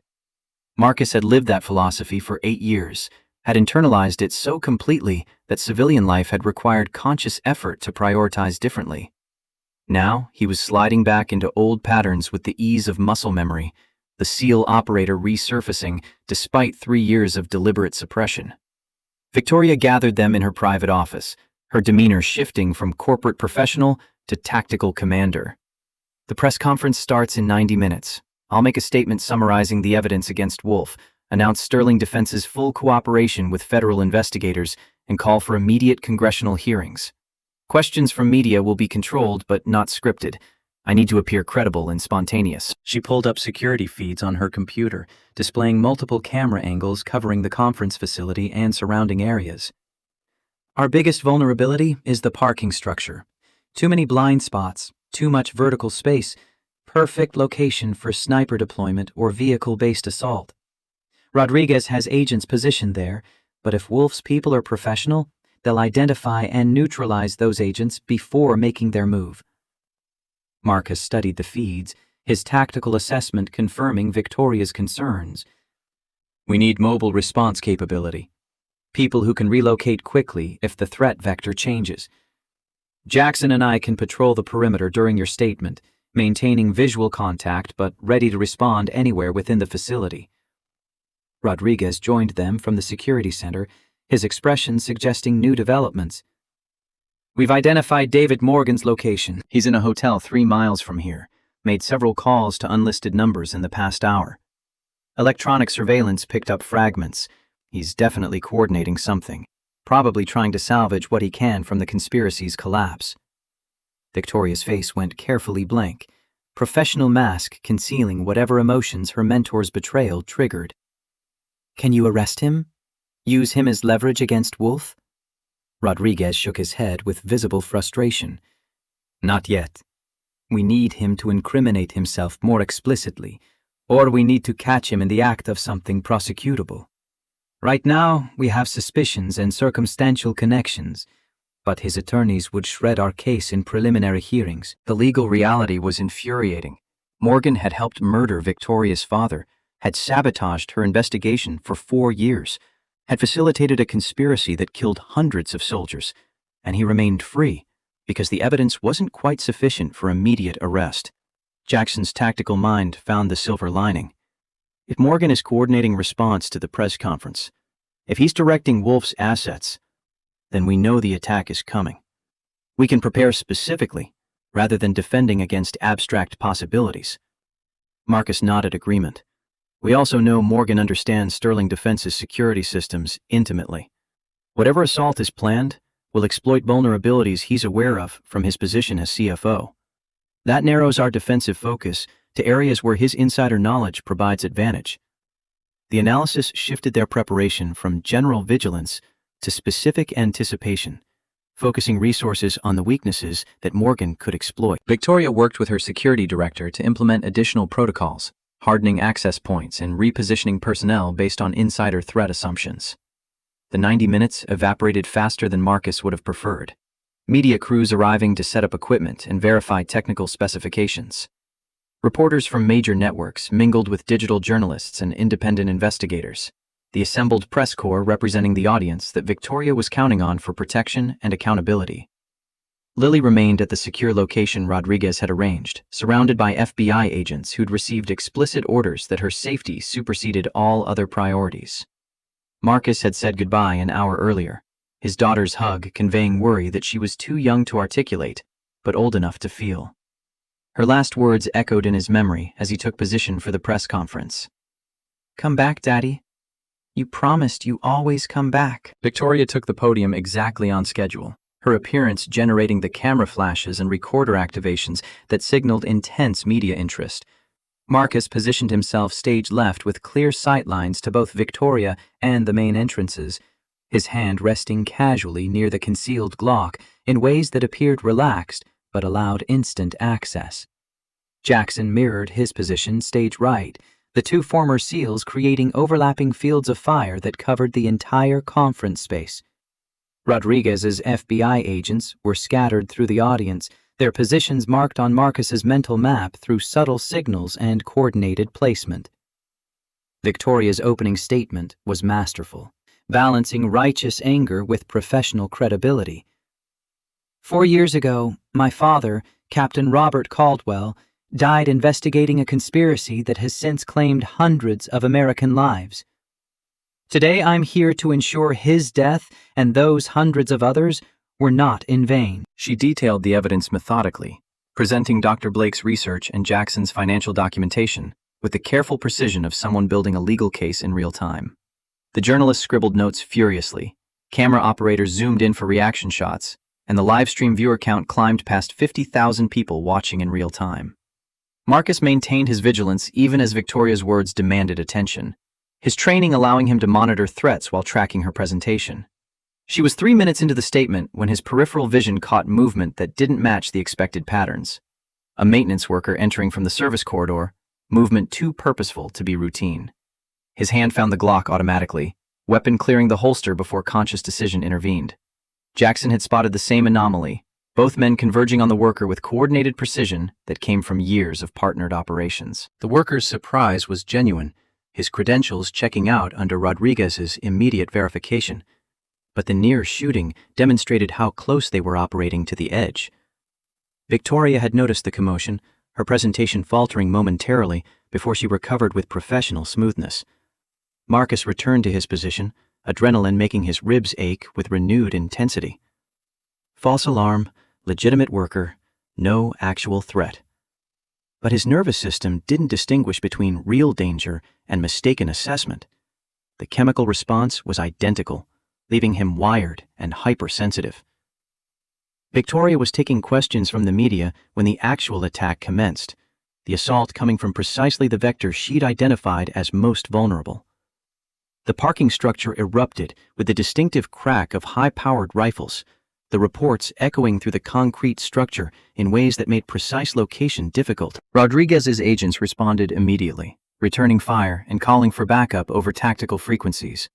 But Marcus recognized the pattern from too many similar engagements.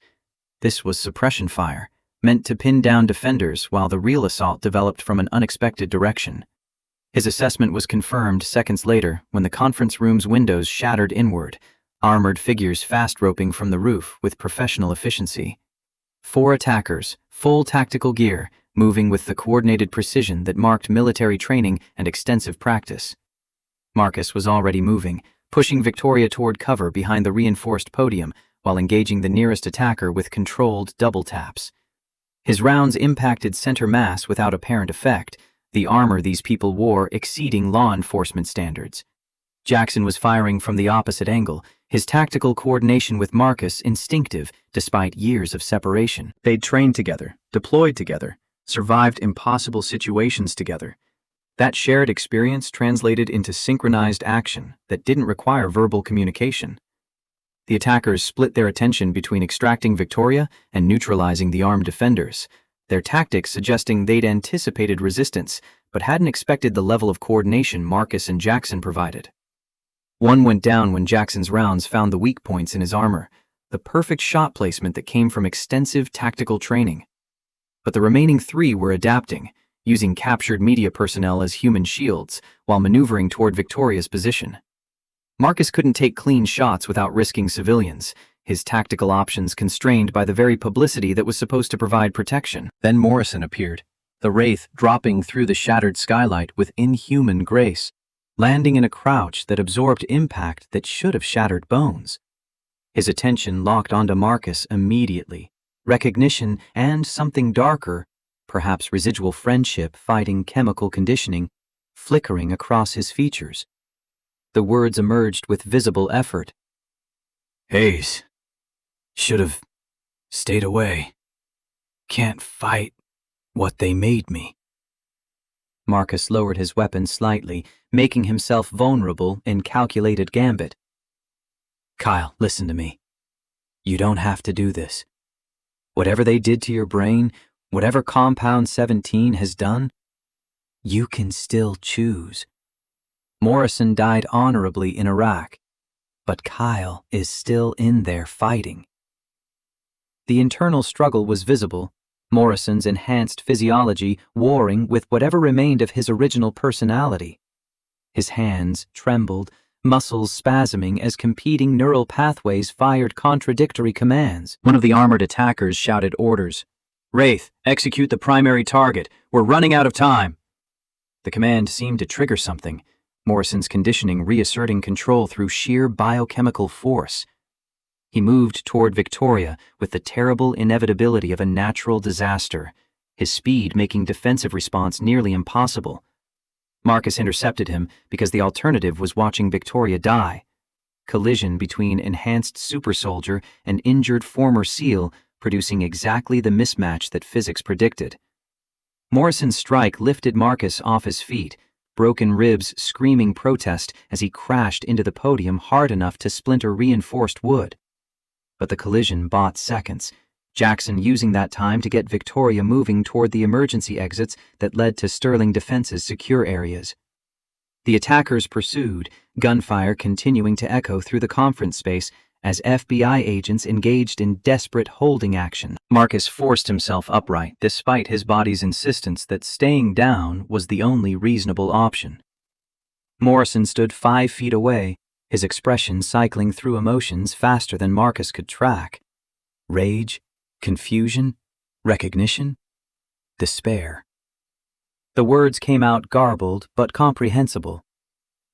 Tell my daughter. Tried to remember. Tried to be human. Morrison's fist struck the floor with force that cracked concrete. Frustration and self-loathing channeled into physical violence. Then he was moving again, but this time his target wasn't Victoria. He was charging the armored attackers, his enhanced strength turned against the people who'd given him orders. The betrayal was spectacular and brief. Morrison decimating 2 attackers before the remaining operative managed to inject something into his neck. Morrison went down hard, his enhanced metabolism apparently not enough to overcome whatever sedative they'd used. The surviving attacker grabbed Morrison's unconscious form and retreated toward the parking structure, the tactical situation collapsing around objectives that no longer seemed achievable. Rodriguez's backup was arriving in force, SWAT teams flooding the building with overwhelming numbers. Marcus pursued, despite ribs that felt like they were grinding together with every step. His focus narrowed to the attacker dragging Morrison toward extraction. He couldn't let them recover the Wraith, couldn't allow Morrison to be taken back to whatever facility held him between missions. The parking structure was chaos, abandoned vehicles and spent brass marking where the initial firefight had occurred. The attacker was loading Morrison into a van when Marcus reached firing position, his Glock finding target acquisition despite the pain making his hands shake. His first round shattered the van's windshield, making the driver flinch. His second punctured the front tire, compromising the vehicle's ability to escape. The surviving attacker returned fire with automatic weapon, rounds sparking off concrete around Marcus's position. Then Jackson was there, his shoulder bleeding through fresh bandages, but his rifle steady. Together they laid down covering fire that forced the attacker to abandon the extraction attempt, diving for cover while Morrison's unconscious body remained in the van. Federal agents swarmed the position seconds later, securing the area with professional efficiency. The attacker surrendered when tactical situation became untenable, his hands raised in acknowledgement that escape was impossible. Marcus reached the van, finding Morrison unconscious but breathing, the sedative keeping him down, but not causing obvious medical distress. Whatever they'd injected was probably formulated specifically for his enhanced metabolism, calibrated to restrain without killing the valuable asset he represented. Victoria appeared at Marcus's side, her expensive suit torn and her professional appearance destroyed, but her determination intact. Is he alive? Can we save him? Marcus checked Morrison's pulse, finding it strong despite the sedative. He's stable, but I don't know if we can save him in any meaningful sense. The neurological damage from Compound 17 might be permanent. Rodriguez arrived with medical teams, paramedics immediately beginning assessment and stabilization. The captured attacker was being processed by FBI agents, his refusal to speak suggesting professional training in resistance to interrogation. But they didn't need his cooperation. The attack itself was evidence, the coordination with David Morgan's phone activity providing prosecutable connection. Combined with the publicity from Victoria's interrupted press conference, the assault had created exactly the kind of irrefutable proof that even corrupt officials couldn't suppress. The next 6 hours passed in debriefings and medical treatment. Marcus's ribs re-examined after the punishment they'd endured. Jackson's shoulder required surgical intervention, the renewed bleeding having aggravated damage that had been slowly healing. Victoria coordinated with her legal team and Rodriguez's investigators, transforming the attack into additional evidence against Wolf's conspiracy.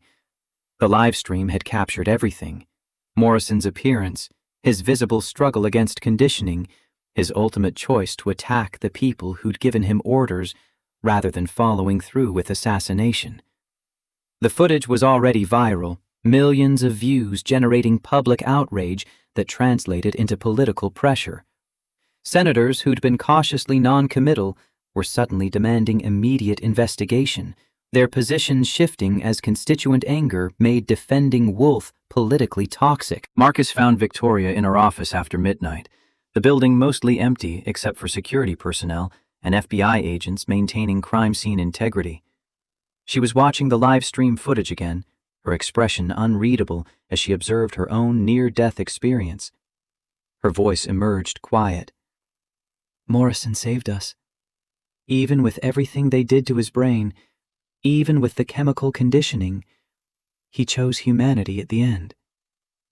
Marcus settled into the chair across from her, his exhaustion making careful movement necessary. Kyle Morrison was a good man before they destroyed him. Some part of that goodness survived enough to matter when it counted. Victoria met his gaze, something vulnerable visible beneath her corporate armor. "My father would have liked you. The way you fought today, the way you protected me even when injured, that's the kind of integrity he valued above everything else." Marcus thought of Captain Caldwell, of the man who'd saved his life and extracted a promise to help his daughter. The promise had been kept, though the cost had been higher than either of them could have predicted 4 years ago. His response came from deeper honesty than he usually allowed. "Your father's death mattered. Laura's death mattered. All those soldiers who died from Wolf's conspiracy, they mattered. Making sure their deaths led to justice, to accountability, that's what separates us from people like Wolf, who see other humans as expendable resources." Victoria stood, moving around the desk to stand directly in front of him. Her hand reached for his, the contact electric in ways that had nothing to do with tactical necessity. "Thank you. For everything you've risked, everything you've sacrificed.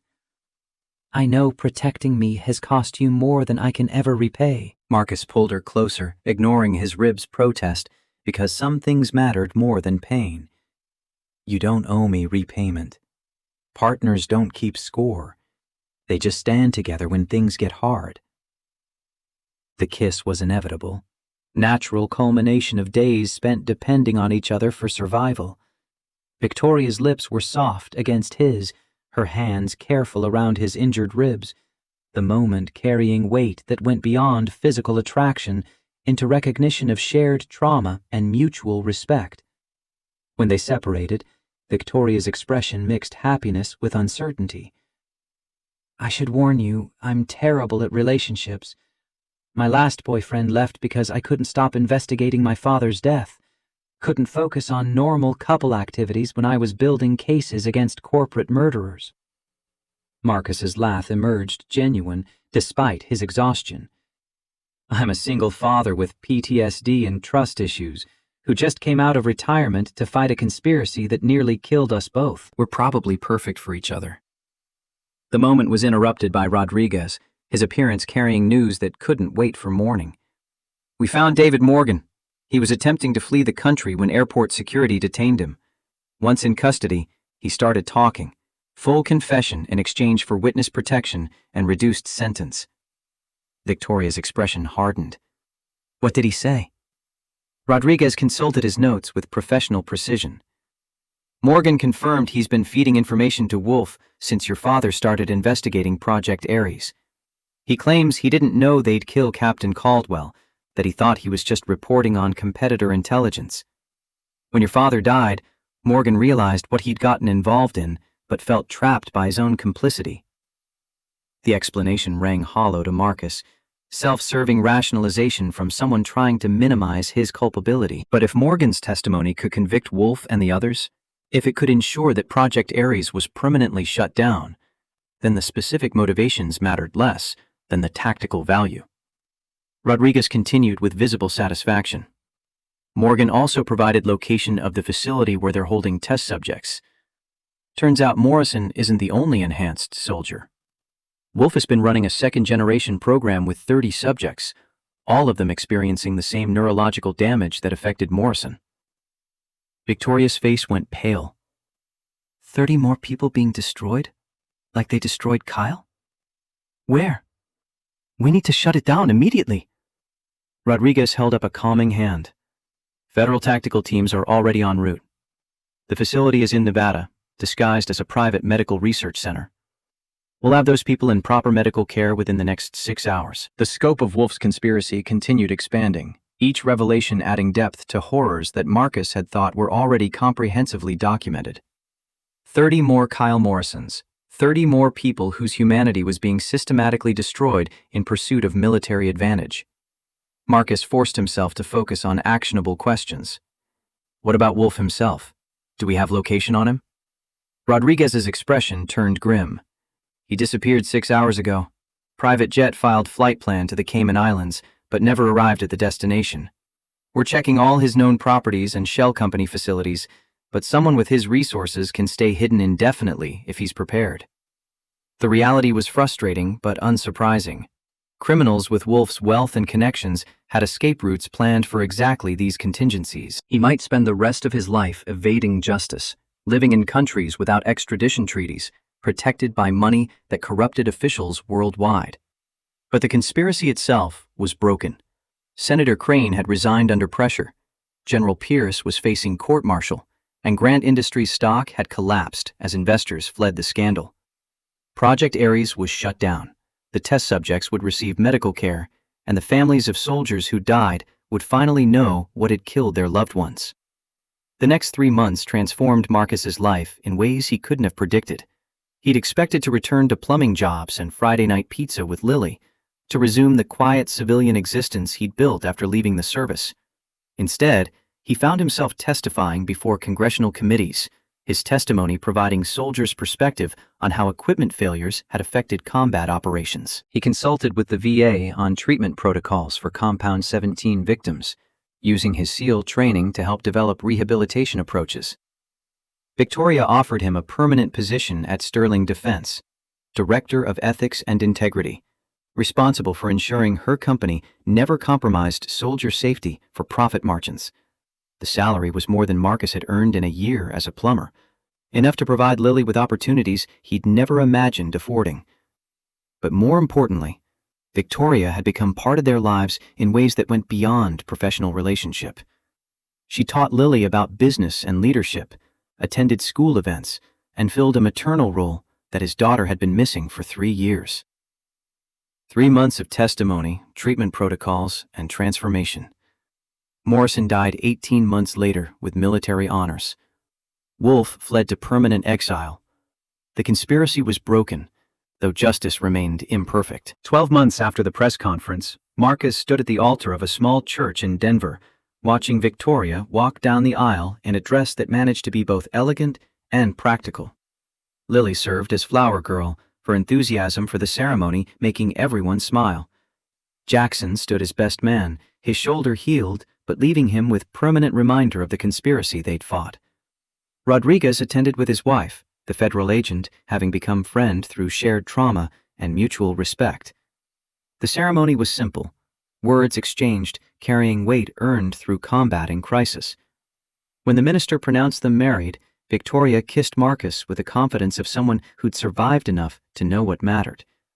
Lily hugged them both immediately afterward, her joy uncomplicated and pure.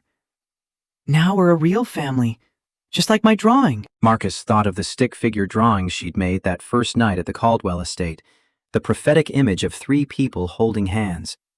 His daughter had seen what he'd been too damaged to imagine, that the right person could make him whole again, that Victoria's crusade and his protective instincts could combine into partnership stronger than either person alone.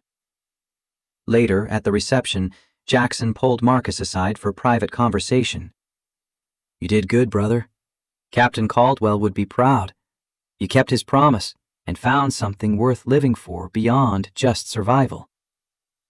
Marcus watched Victoria dancing with Lily, the CEO and the 8-year-old moving with enthusiasm that exceeded technical skill. "I thought I was done after Laura died, that the best I could manage was not failing Lily too badly. Turns out there was enough left to rebuild something better than what I'd lost." Jackson's smile carried hard-won wisdom.